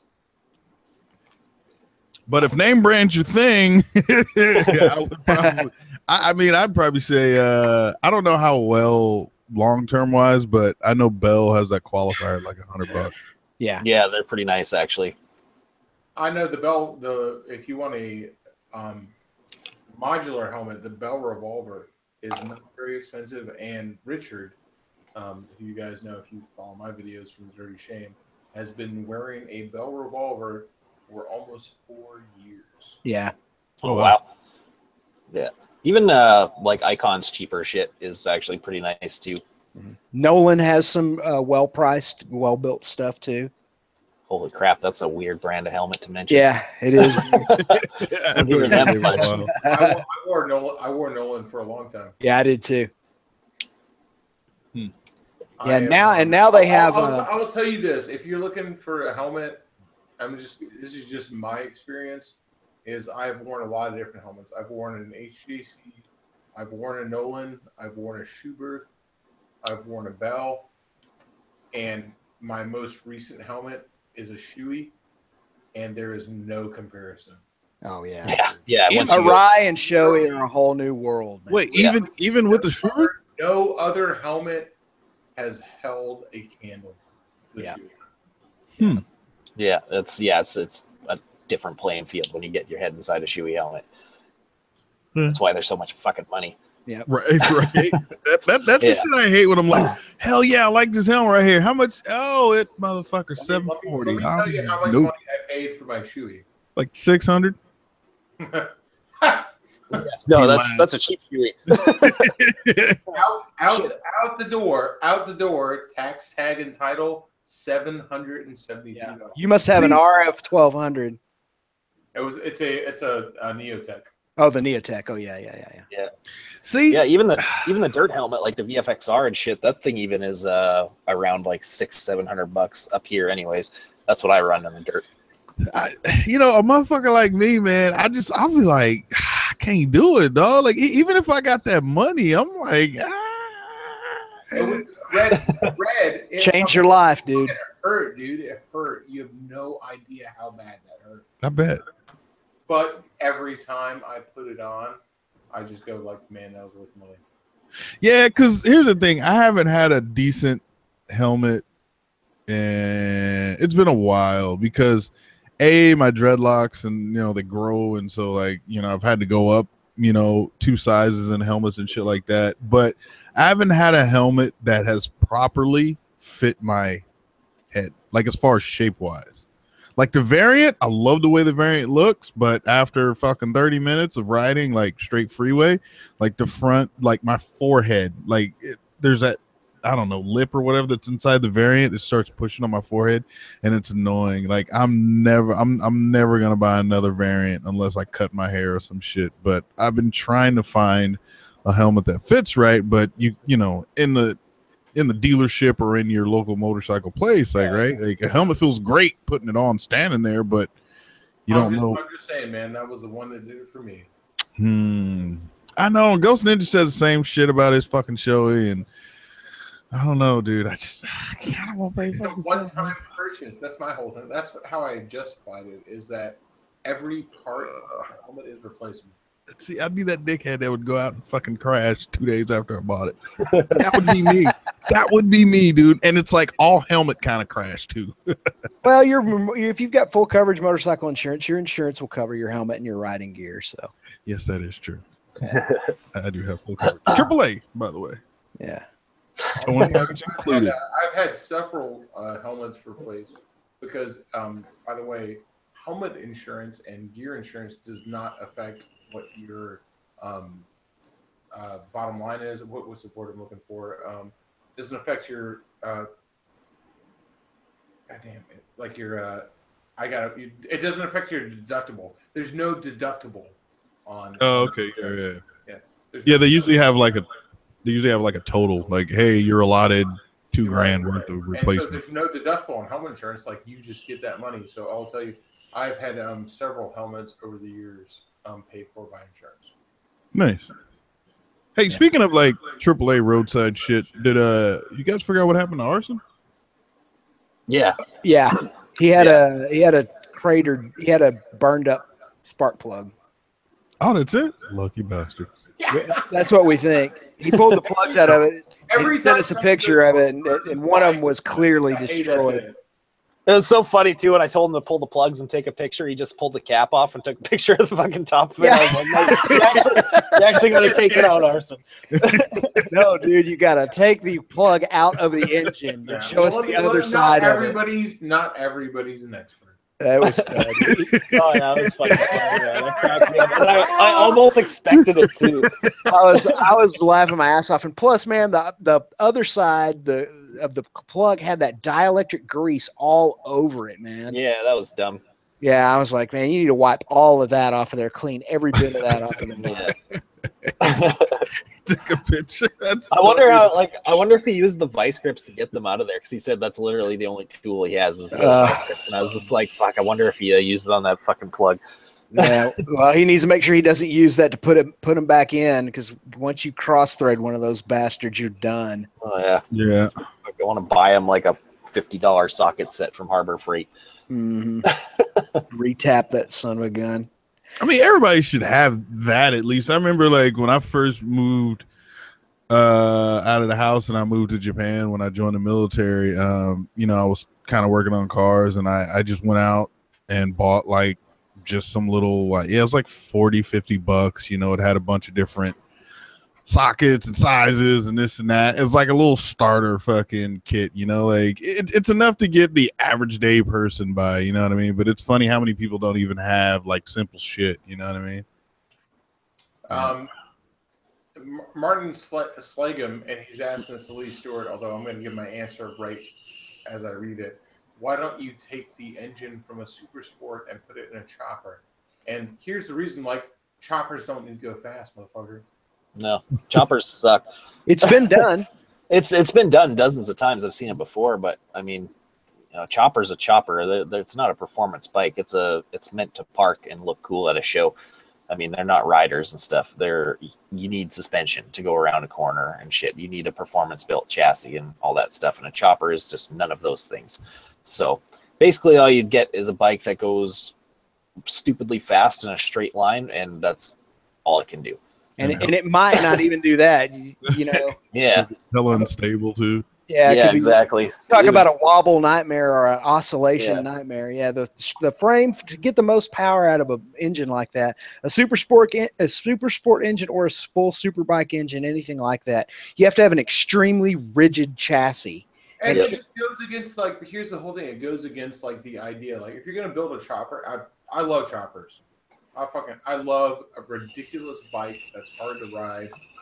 You know, and, like, really, like, you've got a foot clutch on a bike that's got a raked out front end that is just like, it's like riding a Jules Verne time machine. You know, like, it's not a hard motorcycle to ride. Like, why would it matter that you had 150 horsepower? Like, it wouldn't. Yeah, those bikes aren't really meant for that. That's not the idea behind a chopper. So they exist. There's a few. Like, there was a guy a few years back, I forget, it was in Super Street Bike. One of the guys from the Suzuki race team, he built a hardtail chopper out of one of their old GSXR 1000 race engines and shit, and it was crazy because he had the whole factory team shop to work with, so he had some pretty fucking exotic stuff on that bike. It was amazing, but still, it's just still it's a show bike, and that's as far as it's gonna go. Right.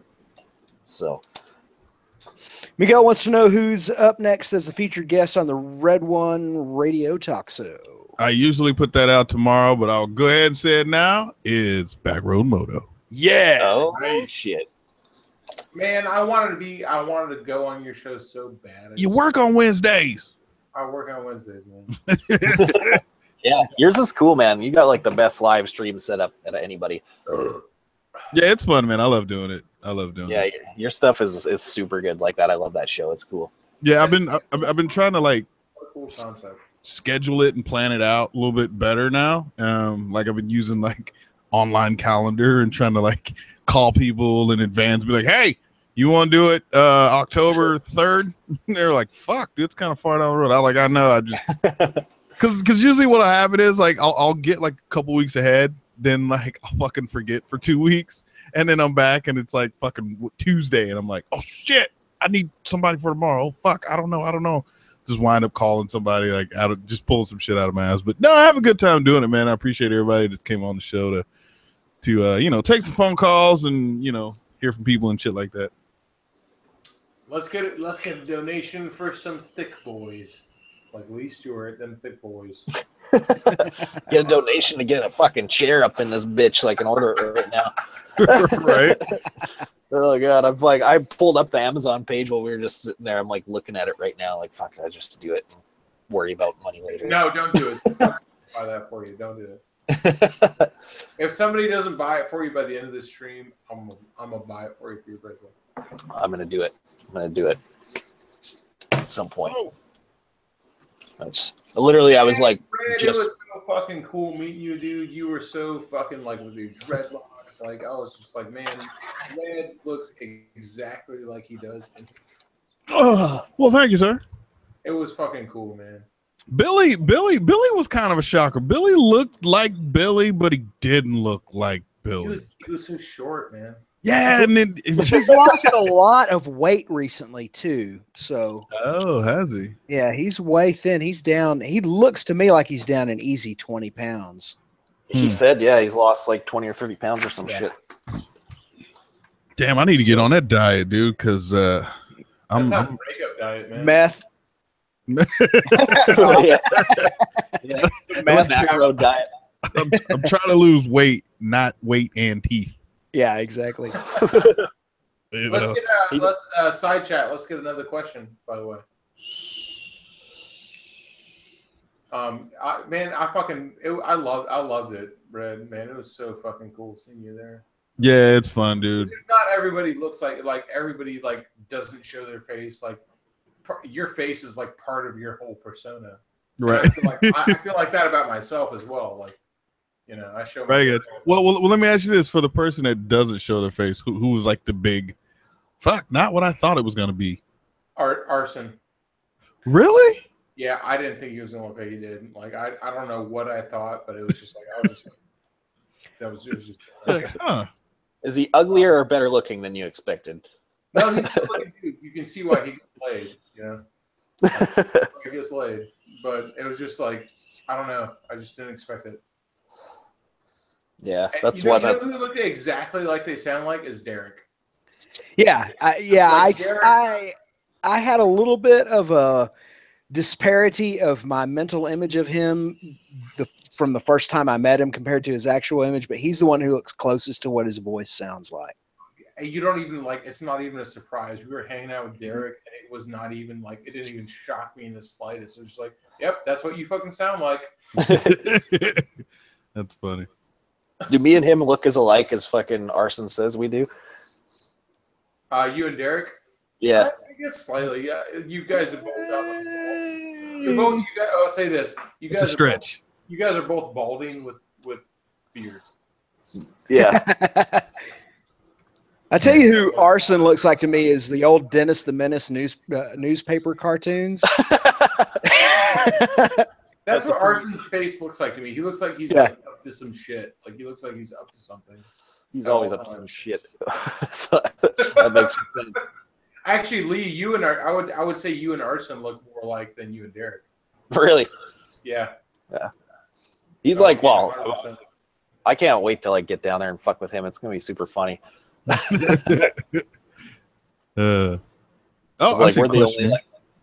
we're like the single wild ones of the bunch that we can get into a lot of trouble.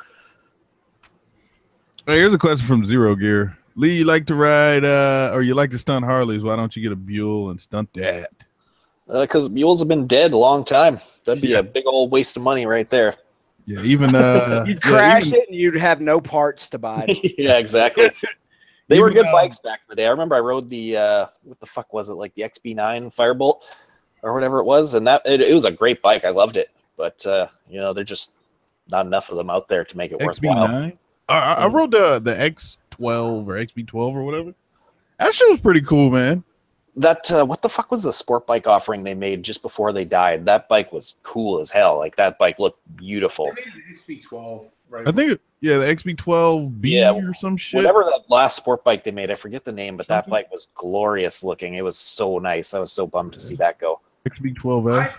I thought the XB9, like not even the XB12, but the XB9, like the one they made off the 883, and was just like an 883 with a nice frame and rear sets.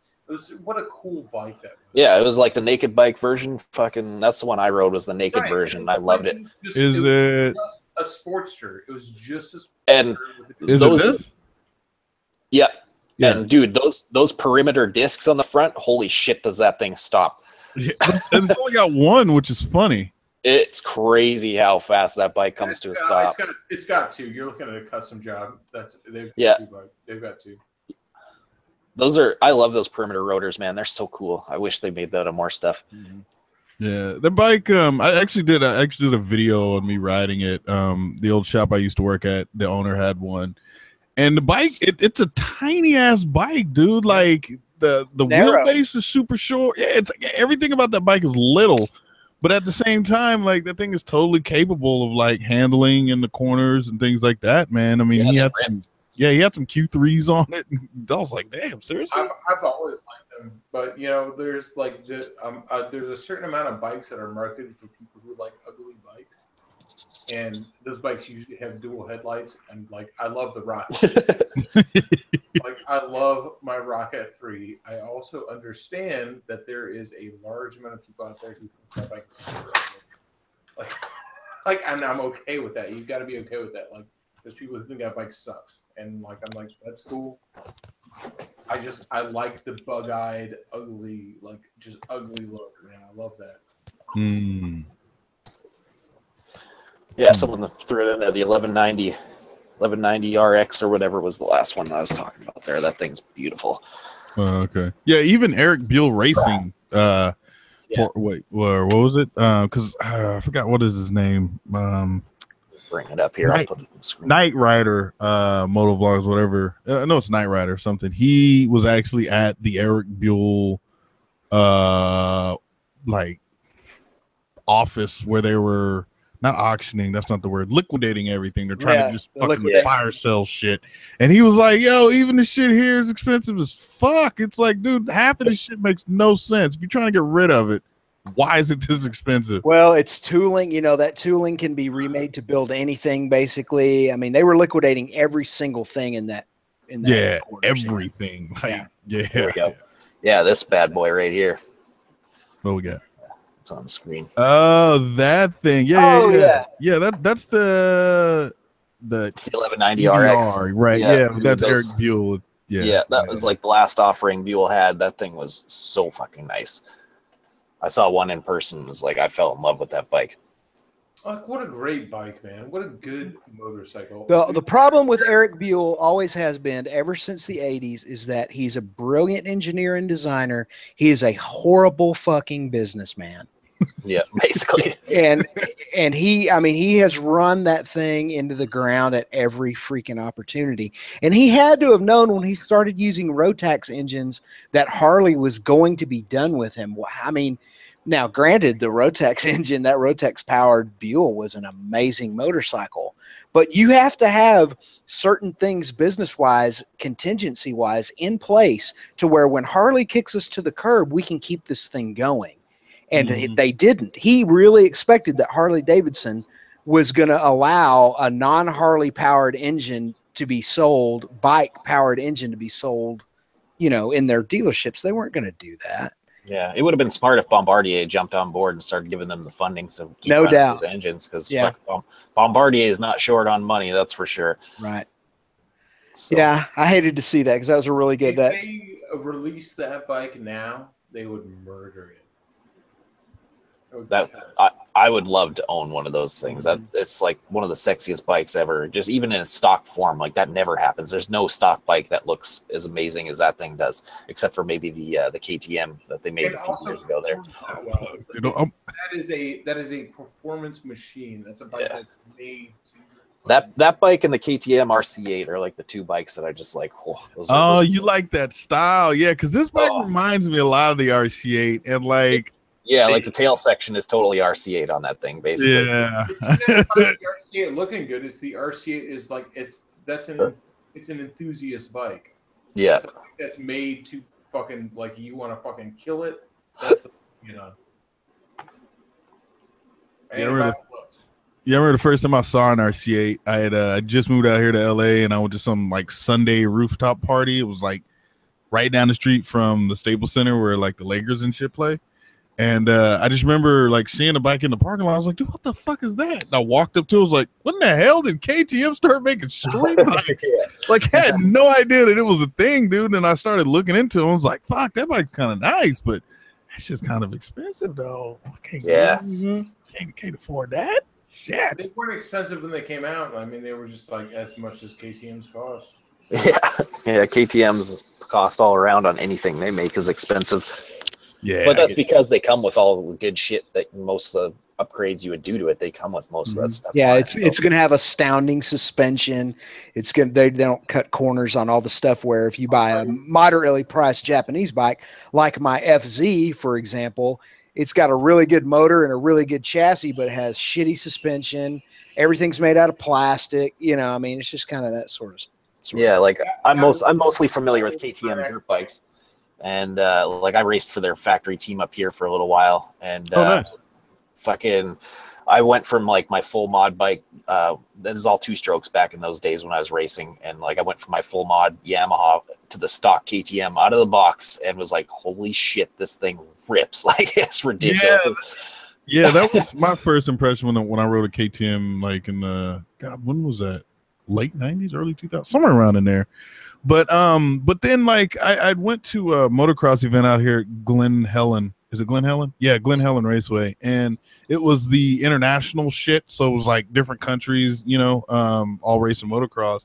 And it was funny when you look at the standings of like almost every fucking race, the top, like at least in the top 5, 3 of those were KTMs. And I was like, dude, what the fuck? Why?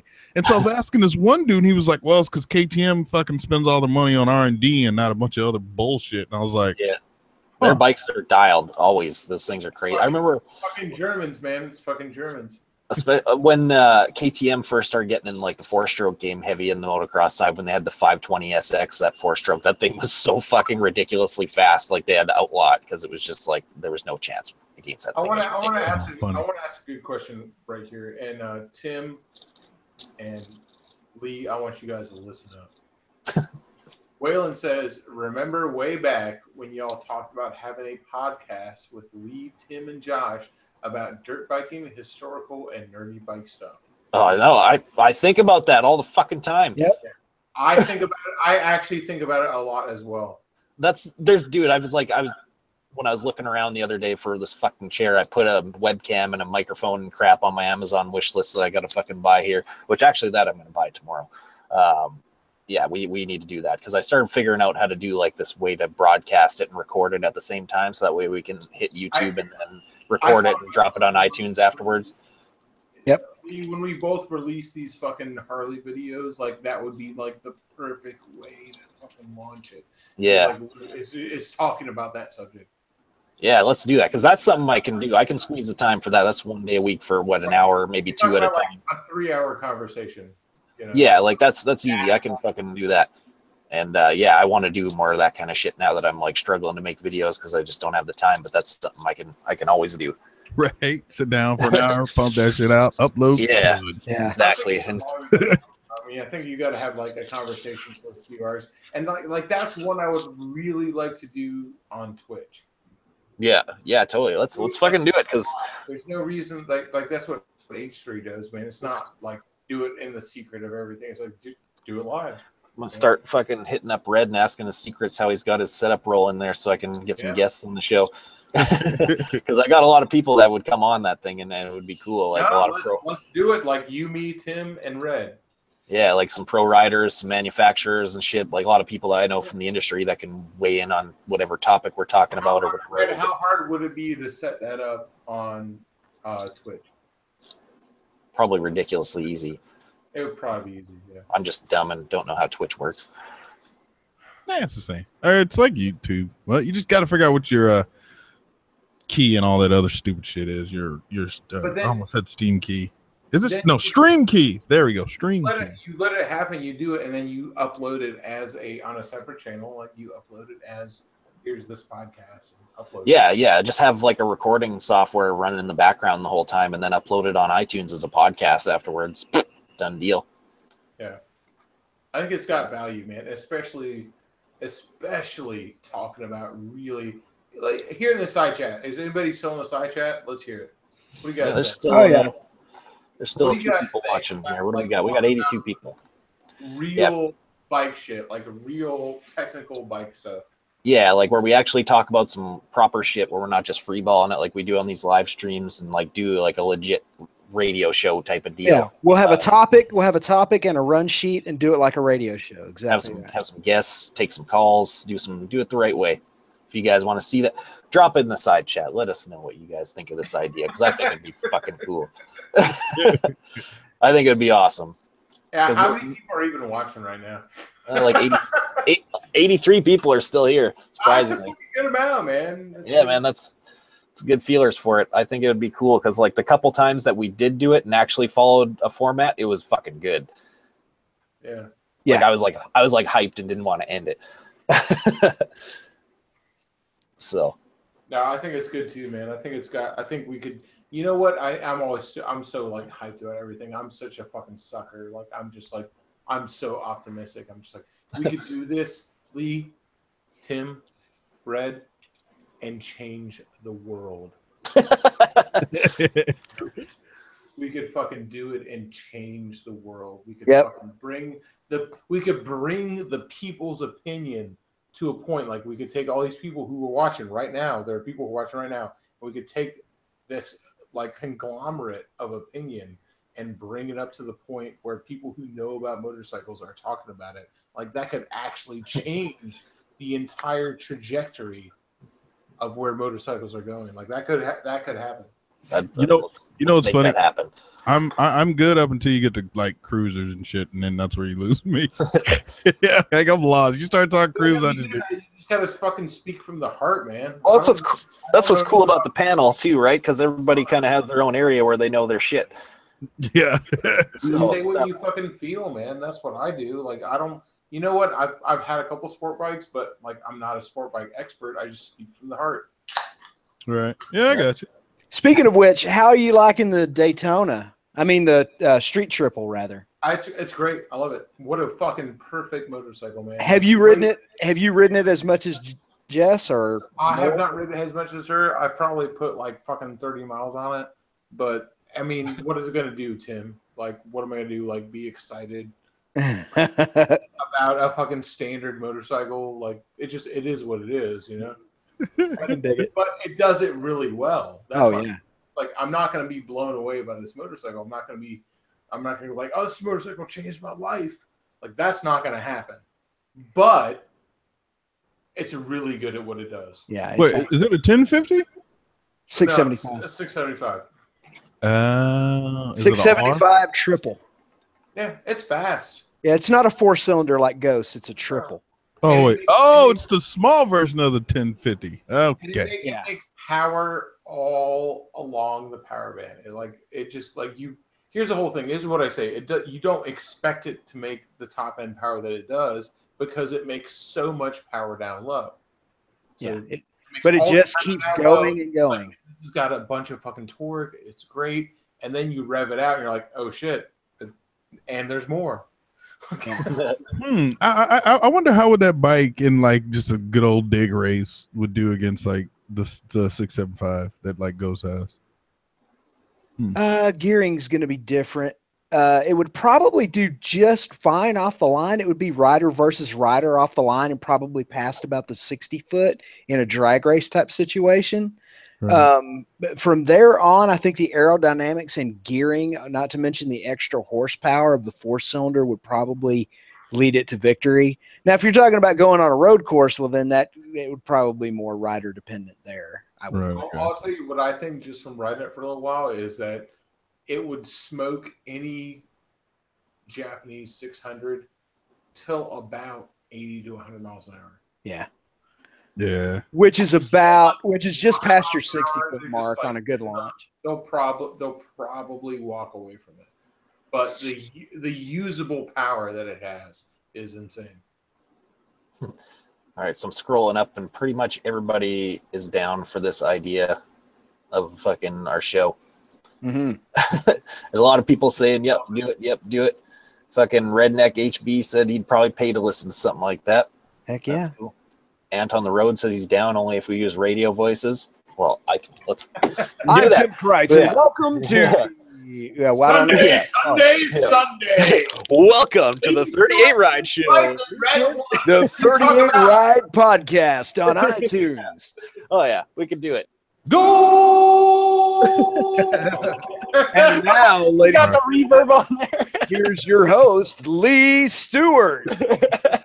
Let me tell you, Lee. It's got to be on.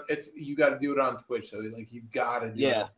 Yeah. I've got my Twitch channel like set up now, so people can go whatever you do on there. Follow. I don't know how it works. Follow, subscribe, whatever the fuck you do. Get on my Twitch channel. Just search Lee Stuart 38. You'll find it. Links down below. Also, I think. Let me see. So is it down there? It is down there. Oh yeah, there it is. We're good. You get the entire seat, but you only need the edge. it's funny. You kind of got it set up, but you haven't got all your other little I got buttons and shit down at the bottom. I got the best Ric Flair lines.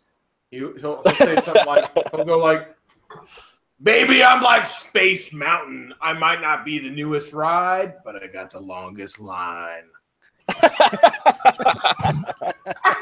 Shit. Golden.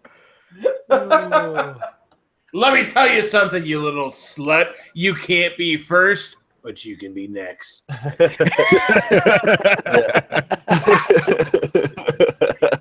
That's gold right there. That's Ric Flair, man. That's the mouth of the South, dude. That guy knows what's up. Don't bother wearing these socks because these boys will knock them right off. we don't have that one in the side chat. Oh shit. We'd totally have to record some kind of ridiculous intro for it. You guys might want to wear your helmet for when we blow your mind. Oh, it'd be funny. Ric Flair. I love that shit, man. I love that hype stuff, dude. I love wrestling. Like, I love that fucking. Throw some hype on it, man. Throw some fucking ridiculous. I haven't watched wrestling. Throw some ridiculous ass fucking shit, dude. I love talking shit. It's been a long time since I watched wrestling. Yeah, me That's too. my thing, man. Long time. Well, hey guys, let me get up out of here. I have to finish this video for tomorrow, and I am kind of almost done editing, but then I got to go back and do all the other stupid shit. So. Roger that. IFR service canceled. Maintain VFR. I actually know what that means. I exactly know what that means. I'm sure you do. Shit. But anyways, you boys have yourself a good evening, side chat. You guys have a good night, and happy birthday, Lee, man. Thank you, sir. Thanks for joining. Talk to you later, man. Peace. Peace. Later. Yeah, well, I guess it's settled. We're starting a fucking radio show. We gotta actually fucking do it. That's all. I'm totally down for this idea. I've been wanting to do it, and I've been actually thinking about it like the last 2 weeks since I've been in kind of in limbo and making videos. That's something that I could do. Lee, here's the whole thing. We gotta have several topics. You can't just go into it and be like, "Oh, we got one topic." It'd be so easy, man, because there's so much shit in the world of motorcycling going on. There's always something to talk about every day. You a couple of them. You can't just go and "Oh, we're gonna knock one out of the park." We're gonna go and do 3.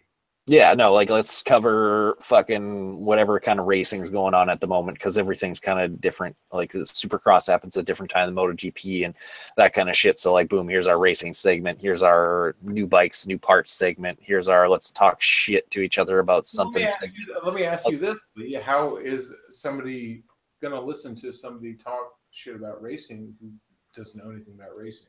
They're about to fucking learn anything about racing. They're gonna learn though. I mean, okay, so you think somebody would want to listen to that? Somebody would learn about racing? Yeah, me and my buddies used to do a podcast, and this one dude ended up taking it over, and now that's his job. He's just a fucking podcaster now, just doing Supercross shit. And we started it just fucking around in my house, on whatever night it was a week, and it turned into a thing. So people listen to it, that's for sure. Especially when you do it in a way that the tabloids and the usual shit out there is not doing it, where it's real people talking about it, and we used to swear and we got drunk during them and had a good time the way we do these live streams basically. So as long as it's entertaining, people listen to anything. I mean, look how many people watch our live streams, and half the time they're about fucking nothing. Yeah. They're about mushroom tips and I actually like to talk about it. I think we've actually practiced this a couple times because we've talked about this before. This is by far not the first time we've talked about doing a podcast. Yeah. And I think we actually tried one time on one of your old live streams, talking about race stuff. We did there for a little while, except I was the only one talking because I was the only one that knew anything. Well, you talked about it, and I think that Tim and I commented on it. Yeah. Mm-hmm. And it worked. People were into it. Kind of followed your lead a little bit. And it totally worked because the side chat, I remember there was a lot of people that were watching the shit that I was watching, so they were chiming in and stuff. So, the people that watch us are definitely at least 10-20% of them are into the racing side of things, and they're watching it. So I think it would be cool. Yeah, we could just. I agree. Yeah, we could just. I 100% agree as well. I think we should actually. And it's easy to make brags when you're fucking in your cups. Yeah, like the way we used to do it. He doesn't drink. Like But the way that we used to do it was like we had like I don't know however many segments we divided up. So we'd talk about the whatever the latest Supercross race was at the time. Then we'd do like some technical aspect talk with me or whatever. Then we'd have our guest on for a little while, and then we'd take a couple calls from people and shit like that, and that would be the end of it. It was fucking great. Calls would be cool, man. Yeah, I figured out how to do that now, so we're golden on that end. So yeah, it'd be cool to have people actually be able to like chime in, directly and not just in the side chat. And like you, who knows everything, like you're no, it's true though. You're a mechanic, you're a racer. And Tim, who's got the knowledge of like what happened. Tim's the resident historian. I don't know where I stand in that. Like I can talk some shit. Well, I mean, I think that between all of us, between the three of us, we can talk mostly informedly, I think, about all of the major topics in motorcycle world, in the industry, in the lifestyle. Yep. Yeah. So yeah, I think it's gold. I think the idea is gold. We all have something to say. Exactly. Yeah. Everyone has their perfect little bit to offer to make the perfect shithead pie. So, but before we leave, let's get some more questions. Yeah, let's throw down a few more questions before this thing's done with. Yeah. I gotta piss. I'll come back. I gotta fucking leave. Yeah, if people can throw down some comments about this whole stream idea or whatever podcast, whatever the fuck we're gonna call it. Ask some questions about bikes, or I don't know. Ask Tim how fucking many times he's gotten laid in his life. Most of it's been to the same woman for the past 23 years. So yeah, so that number is probably not going to be that impressive, but it'll be cool either way. No.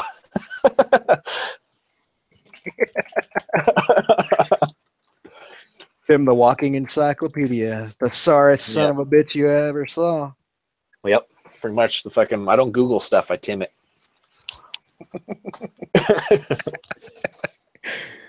Oh man. Oh, cool, man. Yeah, I'm all gassed. I mean, I'm all amped up about this idea now. Yeah, I think it'd be great, man. We all have something to offer for it, and it would and it worked out well the couple times we kind of just test rode it and just winging it too. We didn't really have any idea what we were talking about. Like, let's just talk about this real quick and see if it works. And it fucking went like the entire hour or two that we did it. It was seamless. Mm-hmm. Yeah, the chemistry and the rhythm was all there. It was badass. Yeah, it was great, and everybody knew like when to talk and shit like that, which was is really hard on our other live streams a lot of the time. Mm-hmm. So it was perfect that way. Absolutely. Yeah. Tim's over 67, then he's got me. No, I'm not nearly that old.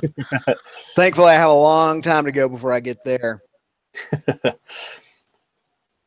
Yeah, we got to figure out a way to do it. Like if we got a live stream of like video going, I guess wouldn't work on the podcast aspect. But I mean, Joe Rogan does it all the time because he's got a live version of his podcast where he's got like shit popping up on the screen, like screen sharing videos and shit like that. So that'd be something cool to add to it. Like if we're talking racing, pull the highlights from the race and shit and fucking boop, boop, boop, put those babies up, and that'd be pretty badass. It'd be like real journalism. Yeah, almost. With a lot more fucks and shits in it. Tim the Enchanter. There are those who call me Tim. What manner of man are you that can summon up fire without flint or tinder? Oh, shit. Tim shaved his head to make room for all that knowledge. Yeah, all that it's nothing but useless trivia, though. That's the only thing. Hasn't made me a millionaire. It just made me basically Norm on Cheers, or Cliff on Cheers, rather. Oh shit! Ant on the road's been trying to ask a question about Harley 107, 114, or 110. I guess the new Milwaukee 8 platform is what we're going for here. I mean, I'm more of a twin cam guy still. I think the Milwaukee 8's definitely the future, and it's going to be a real cool thing in another year. So like it's definitely cool now, but new engines always worry me. But I mean, as far as the twin cam is concerned, or any Harley power plant that That 110, man, is pretty awesome. It's a pretty fucking great out of the box engine. It makes some serious power, so I definitely have to put my money there. Yeah. Like you said, like kind of like you said in your video, man, you know, I never get the first year of an engine. No, I just don't. There's it's been proven by every manufacturer. There's a track record like that. Yeah. First year engines are always fucking problem filled. So yeah. So I like some things they've done with this engine though, and I think they're definitely on the right track. I like the fact that it doesn't have to be rubber mounted anymore.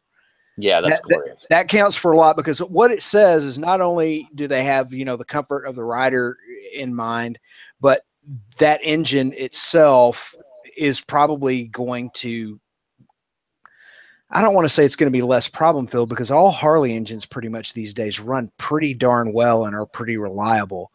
But, you know, the things that you always had to worry about with those rubber mounted engines will be gone to an extent, theoretically. Yeah. And you got a better balanced engine. You got something that, I mean, it's not, they're not changing the world with that technology. Counterbalancing an engine is old technology, but at least they're finally doing it the right way for once. So I think they're on the right track with it. Yeah. Yeah. I think it's, and adding the whole liquid cooling aspect to it, even though it's not like a full blown liquid cooled engine, like it's just like small little cooling ports in there, but still that's doing a hell of a lot more than that old air cooled setup that's been around for fucking 100 years. Right. They're liquid cooling it just enough to meet the emission standards, basically. Yeah. I rode the 107 in California, and I found it lacking. And this was a bike a lot of people said like, oh, it's a California bike, so it's got all these emissions on it. It had a Florida tag. Oh yeah. Yeah. That's weird, because the bike I rented from Eagle Rider 2 years ago in California had a Florida tag on it as well. That's strange. Well, I assumed that it had a Florida tag on it. It had Florida emissions parts on it. So yeah. You're going to be probably right about that. The bike I did, it had an exhaust, and that was it. Just slip-ons. That was the only thing. But I was very disappointed. I kept thinking that I started it out in second gear. Mm-hmm. Multiple times I would start out from a stoplight and then like stomp on the shifter because I thought I started in second gear. Maybe you just got a lemon. I just was very disappointed in the torque. I felt like it did not have the torque that you would think it would have. Like the couple people that I know that have ridden the new fucking Softail lineup or whatever have said that bike puts down some serious power. So maybe as a lemon, because that was the very first. You were on the 2017, right? So that was the very first incarnation of that engine. So you could have got a shit one, or I don't even know. I haven't ridden one yet, so I can't say. But like, here's the whole thing: like you got a 103 in your bike, right? No, I got an 88. Okay, so even 88 though, like you put in plenty of time on a 103, right? I put in a decent amount of time on pretty much all the twin cam platforms. I've ridden all the engines so far. So when you let out the clutch on a 103, it almost feels like it just wants to go. It is so much torque. You almost are like, well, it almost feels like a bike that has the choke on. That's how I think about it in my head. Like when you like let out on a clutch, the bike that's still got the choke on because it's so idling high. and I just like, oh, there we go, we're going. Yeah, that's what the 103 has always felt like to me. I actually, if I had to choose like between the 103 or the other ones, if I had to go to the earlier version of the engine, I like the 96 better than the 103. The 110 is the king. That thing fucking hauls ass. But the difference between the 103 and the 96, I actually liked the power of the 106 better. The 96 better. It felt better to me. It felt like it had more for some reason, even though that doesn't make any sense and shouldn't make any sense. It definitely. I've heard that before. Yeah, it felt like a way more aggressive power to me. Yeah, I've heard that several times. I've never ridden a 96. Yeah, it could have been like, you know. I've heard that people that say that the 96 like murders the 103. Yeah, because they had different valve train in them between those two, like different cams, anyways. And I think that's where the big difference maker is. Yeah. So, Britt's Street Glide had the 96 in it. He loved that engine. Yeah, I rode a stock 96, and I rode one that had cams, like a shaved head, ported, all that stuff, like exhaust. It was done up right, and that bike fucking hauled. That was my favorite Dyna I've ever ridden. I need to build my bike exactly the way that dude had his, because I could wheelie that bike on command like a dirt bike. It was ridiculous, and my bike does not do that at all. It was so good. Like I could be like cruising at speed, like, you know, city cruising speed, and just like pop and just flip it up to 12 o'clock with no effort. And I was just like, holy fuck, like I would be such a better rider if I had this engine in my bike. So that's my Dyna took a big shit. So I think that's what I'm building. 103, Lee, the 103 is a great engine. It is a great engine, that definitely. Means nothing. Means nothing besides exhaust and a map. The 110 like is crazy. The 110's like almost too much for what I do with it, anyways. There's no such thing as too much power. I'll never say that in a million years. But for doing like the wheelie shit, like and stuff like that, that bike has so much torque, it makes it kind of twitchy. Like, where you got to be like real dialed with your throttle controller. It starts getting like fucking all over the place when you start getting on the throttle or off the throttle during a wheelie. It's pretty crazy. And it had that whole throttle by wire thing too. That was that's pretty fucky to deal with. Oh yeah. I don't like ride by wire. No, if I end up ever like hitting it big one day and being able to go buy that little Rider S, I'm going to be fucking putting a manual throttle body on that thing and ditching all that bullshit. So I'll tell you, the 103 is a great engine. It's a great engine that puts great power down on the ground. I rode the 107. It did not put down the torque that the 103 did, not by a long shot. Yeah, really. Hey, and a lot of the people that I know have said like at least the Softail version, these new 2018 bikes, like they put down stupid amounts of power. They're all like loving the engine. The new version is different than the version that you rode though too. It's pretty different not by a lot, but there's a lot of different shit going on in there. Not power wise, but internally. The one I rode, it felt like starting it out in second gear. Yeah, that sucks. I was not impressed. I mean, I was impressed by that bike in a lot of ways, just not in that way. Yeah, my step pop's just built. He just won a shitload of fucking awards at Sturgis with his new bike, and it's gonna be in what the fuck's it gonna be in American Iron or some shit right away? I think next month's version or the one after. His bike's the next generic name is that bike magazine. That's about his bike's incredible, but he's got the brand new version or whatever. Or he's got, I think it's the 17 with the Milwaukee 8 in it. He won't fucking let me anywhere near it though. I really want to ride it and see what it's like, but I don't think that's ever going to happen. I haven't been able to ride his last 3 bikes, even though they're like the nicest, craziest fucking looking bikes I've ever seen. He just knows better that I'm going to do something stupid with it. It's like, no, that bike has a $10,000 front wheel. I'm not letting you wheelie it and bend it. Yeah. Can't really fault him for that. Yeah. I keep saying, like, he knows the writing on the wall. Like, he knows what's up. I keep saying I'll be nice. Like, I'll be nice to it, man. I won't do anything, but nobody ever believes me when I say that, which they probably shouldn't, because I have said that before, and then I've got on something. As soon as my helmet goes on, my brain just goes like off switch. Let's fuck shit up. Get your hand on that throttle, and all bets are off. All promises are broken. Oh yeah, as soon as I feel some power under me, it's like this bike will drift. Let's fucking start honking it around corners sideways. Let's take another question from the side chat.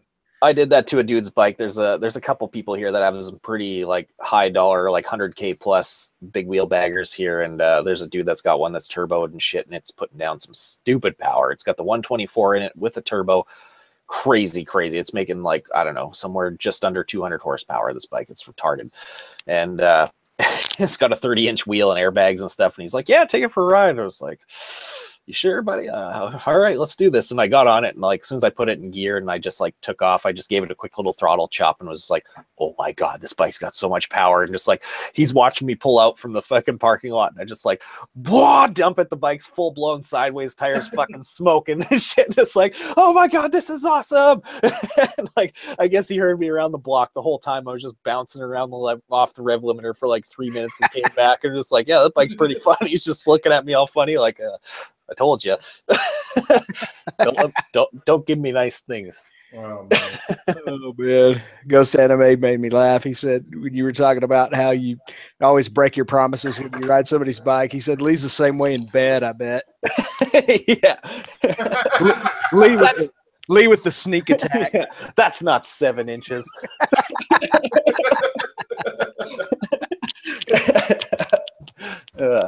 Oh, man. I'll tell you, my Rocket 3 is fucking pushing 200 horsepower, and everybody I've ever let ride it walks away a change.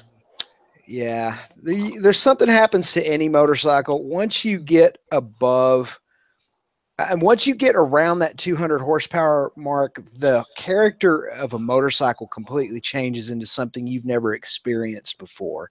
Yeah. Yeah, and it's just something you can't really articulate it. You either have experienced it or you have not. All my friends have been on it, like my close friends anyway. And yeah, it's a fucking animal. It's like you're jumping in like a, I don't know, like a fucking alcohol powered dragster at that point. The thing's so fucking stupidly fast. Still, like the fucking Harley V Twin, man, it makes torque so low. Yeah. Like, more so than the Rocket 3. Like you're talking about, the Rocket 3 makes like 150 foot-pounds of torque, but at like 3,000 RPM. And a Harley will make like over 100 foot-pounds of torque, but at like 900 RPM. It's so retarded. Yeah, like the torque range on those engines is like all the way through the throttle. It's fucking crazy. That's what hooks people on it. That's what hooked me on it right off the bat. I used to hate Harleys for the longest time, even though I've been around them my entire life. I was just like, it's my sport bike's so much faster and I can corner it and do all that. But as soon as I got on one for the, like, I've always ridden them and shit, but the first time I got on one that was like set up like my bike is, was like, all right, I need one of these. This is cool. They're fucking retarded, man. They're fucking, yeah, because like people do not understand how much power they have, like off of like 900,000 RPM, like right off of nothing. Yeah, like I had ridden like the road glides and all that shit when I was younger, and like the V-Rod and a bunch of different versions and stuff. But the first time I jumped, the first one that I jumped on that I liked was the 1200 Sportster that had like cams in it, and it's a fast bike. And I jumped on that, was like, holy shit, this thing is fucking cool. And then my buddy rolled by here with a Dyna, and it was the new stock 103 or whatever, and I was like, yep, I'm buying one of these. And people don't realize that though. They don't fucking get it. Yeah, as soon as you jump on one that's shed that extra fucking 400 or 500 pounds that they put on those big dresser bikes, because that's when I was riding them when I was younger. Why I like hated Harley Davidsons when I was younger. I'd always ride those things. It was just like, fuck, this bike's a tank. It sucks. It's slow. It's heavy and all that. But as soon as you shed all that extra weight they put on those things, like the Dyna platform, it's like, holy fuck, these things can move. And they can corner and they can brake and all that other stuff. Like, 500 pounds makes a real fucking big difference. Yeah, exactly. It's like adding another fucking 200 horsepower to the thing almost. It's ridiculous. Waylon asked, what's it like? What's the difference between riding like a Harley and like a set up Harley? Oh, it's night and day.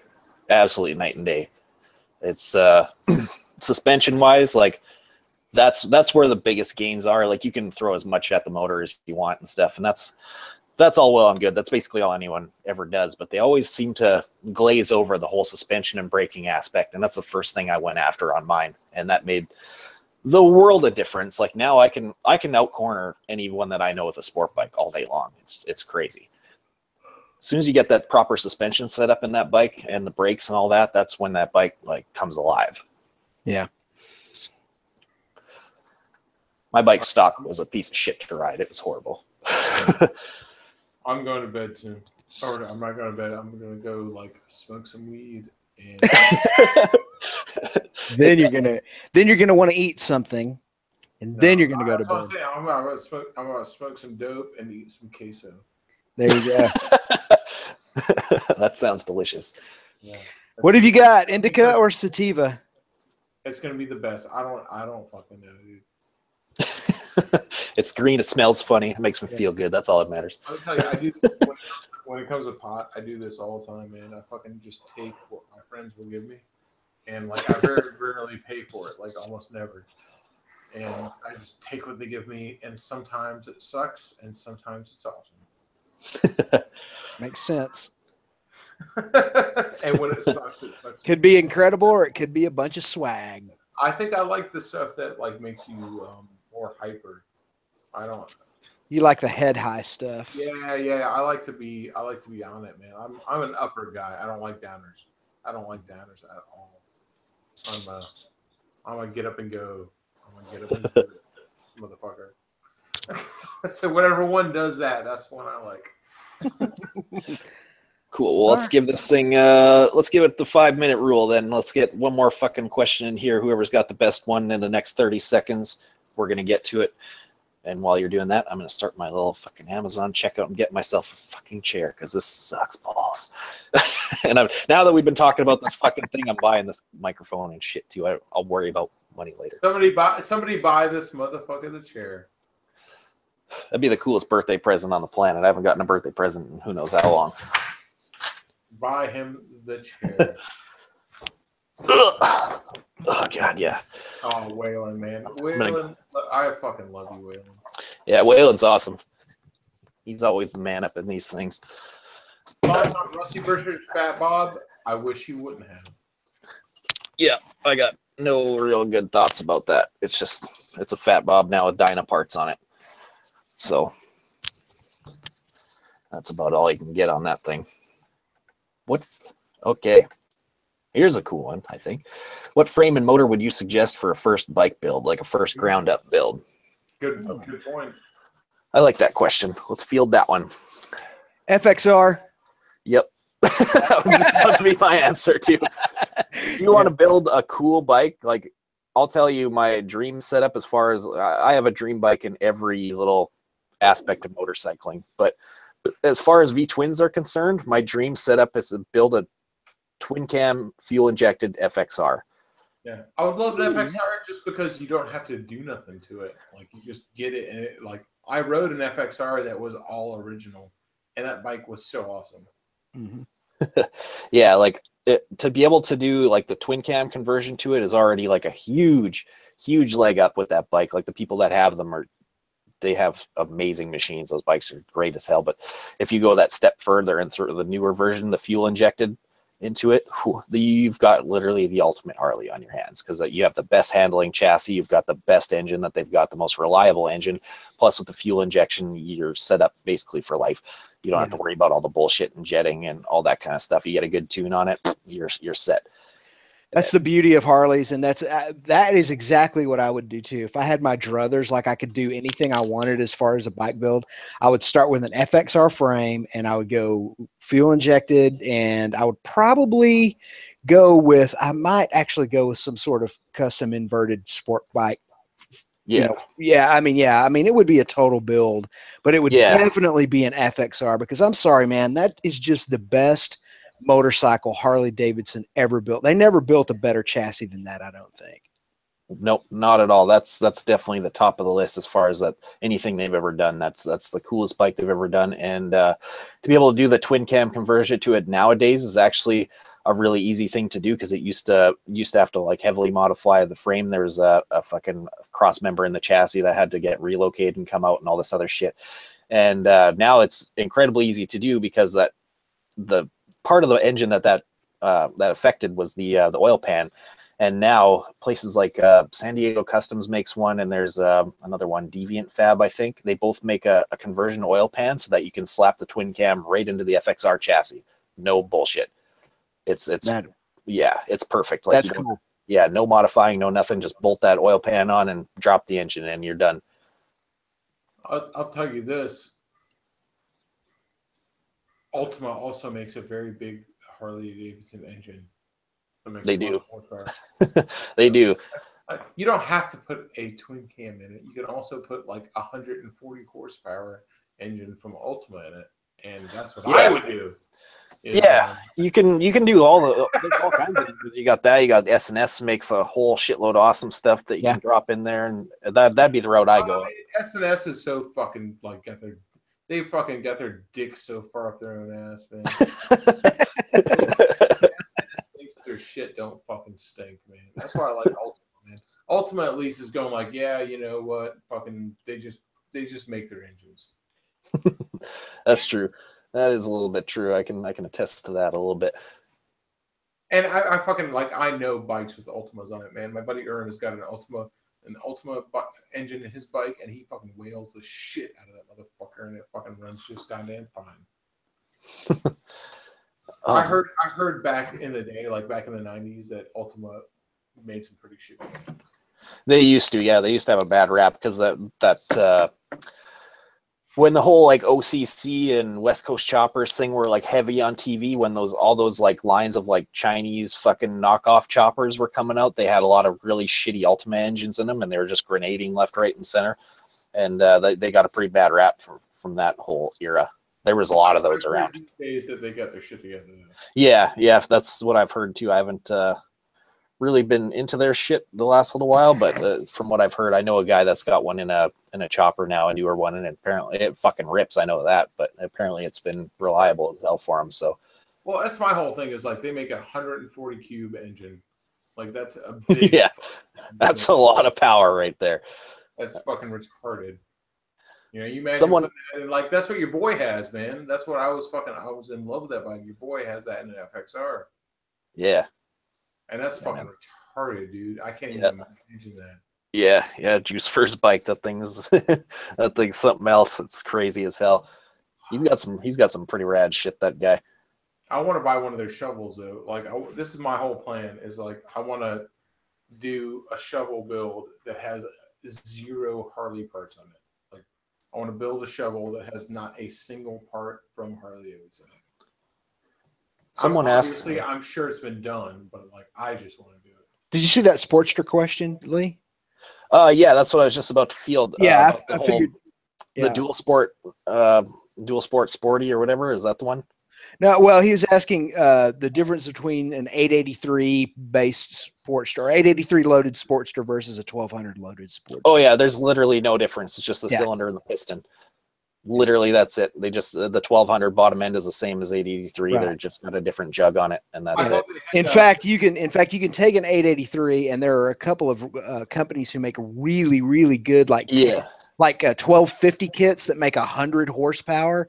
You can have an 883 iron or something like that, or an 883 super low that makes over 100 horsepower. I thought that the 883s had better gearing than the 12. No, it's the exact same all the way through that bike to a T. Okay. I think like as far as final drive gearing, I think they're a little bit different, but that's about it. Like that's just a sprocket size change. I was just talking about like in the gearbox. Oh yeah, no, it's just as a matter of a different pulley on there, and that's it. But somebody asked about a dual sport setup, which is something that I fucking like. That if you want to check out somebody who did a really fucking cool batch of dual sport sporties. What the hell are they called here? El Solitario. Just look that up. El Solitario MC on fucking Instagram. It's this company. They built what was it? Two full blown dual sport sporties and fucking rode the Sahara on these things. They went out for like fucking 2 months and did this whole like big long dual sport adventure on these things, and it's dope as hell. They built some rad bikes. Do it, man. I fucking love that shit, man. Tell Harley you want a dual sportster, man. They should have released it. That should have come out. There's a guy too. I forget his name. He's got a little tiny small company. I don't know if they're still around or not, but he makes a full like dirt bike conversion for a sporty. Basically, like it's like a dual sport setup, but it's like next level dual sport, like a full billet swing arm and shit, and like fucking full dirt bike forks on it, and like it's a serious bike. Oh yeah, in fact, when I was searching for XR stuff earlier, I saw that bike. Yeah, I think if you just type in like dual sport Sportster on Google, I think it's like one of the first things that comes up. I forget the name of the company, but the bike is pretty fucking dope. So that's one of the things that I hate when people ask a dream bike question, because like I've got probably 30 of them, and that's one of them on the list, is to have a sporty that's like set up to beat the shit out of and do some serious shit. Like I'd like to do that. Cool story, y'all. I gotta go. Yeah. All right, we'll shut it down then, I guess. Yeah, we'll fucking shut her down. Your thing, man. Fucking go on. Now I've been live streaming for 7 hours now. Yeah, man, my ass can't handle any more cheer. Yeah.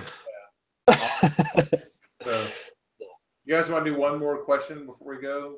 Yeah, I'll turn my camera back on. I'm in this piece of shit chair. Yeah, let's do one more. I said one more, but we'll do one more again. Just before it ends. There's only 67 people, like half the people left. This isn't the last one, but like a good question. Oh, that's a good one. Best years of the Sportster to buy. Ooh, well, it depends on your preference, really, because they were pretty much after when was it? After '99, they're basically all pretty good. Mm-hmm. It's just a matter of if you want fuel injection or not.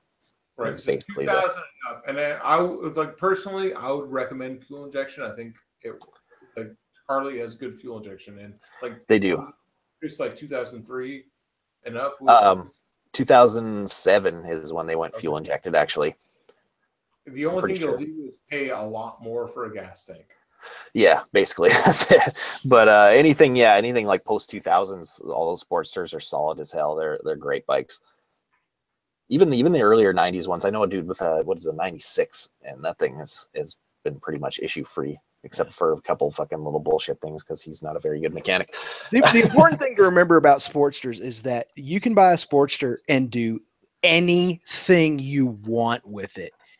It's you put any Sportster engine, I mean, the thing you have to keep in mind is the Sportster engine is its own thing because it has an attached transmission. And so you do have some limitations, but within the Sportster family, you can take a bare canvas. You can basically start with a rolling chassis Sportster and build whatever kind of Sportster you want with it.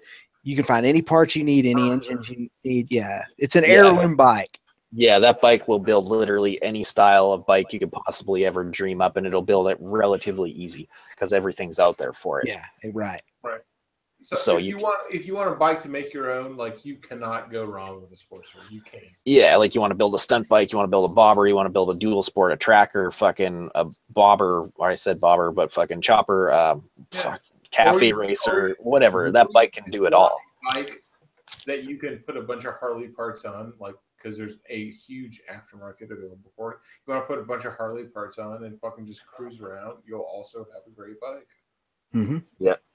Yeah, that's probably the best platform for just like a general build, like something where you're not building from the ground up or whatever. But as far as just taking a bike as a blank canvas and be able to go literally any fucking direction you can think of with it, that's the one to do it with. Yeah, and also, I would recommend you can actually turn one into a touring bike just as easily. Yeah, I rented an 883 2 years ago, and I rode all over Southern California on it, and I loved it. And it wasn't even set up as a full-on touring bike. So, yeah. I'll tell you this. I actually rode all across Southern California on a road glide, and I loved it. So, don't listen to buy the more expensive bike. Well, that's pretty good. That was a pretty good final thoughts question right there. All right. Enjoyed it, boys. Good time. Yeah, that was fun. That was cool. I'm about to go fucking... Hey, just real quick, man. Fucking great hanging out and fucking shooting the shit with y'all. Hell yeah. Always a good time. We need to start planning out a radio show now. That's right. Let's get this production going. Yeah. I'm going on Amazon right now. Fucking chair, microphone, camera. No, I'll make the time. Yeah, me too. Gotta do it on Twitch. That's where you fucking do it. That's where people are doing it. That's where H3, that's where he's doing it. That's where people are fucking doing it, man. 100%. That's exactly where I was thinking of going with it since I've been thinking about it the last couple of weeks. So, because I'd rather have it on there than on my channel. Yeah.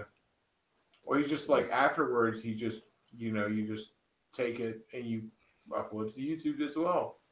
Yep. So there's so many ways it can go. All right. It'd be fucking cool. All right, guys. It's been awesome. Thank you to everybody who's joined and, birthday wishes and all that. It's much appreciated. And, we'll see you again next time. Later, man. Oh.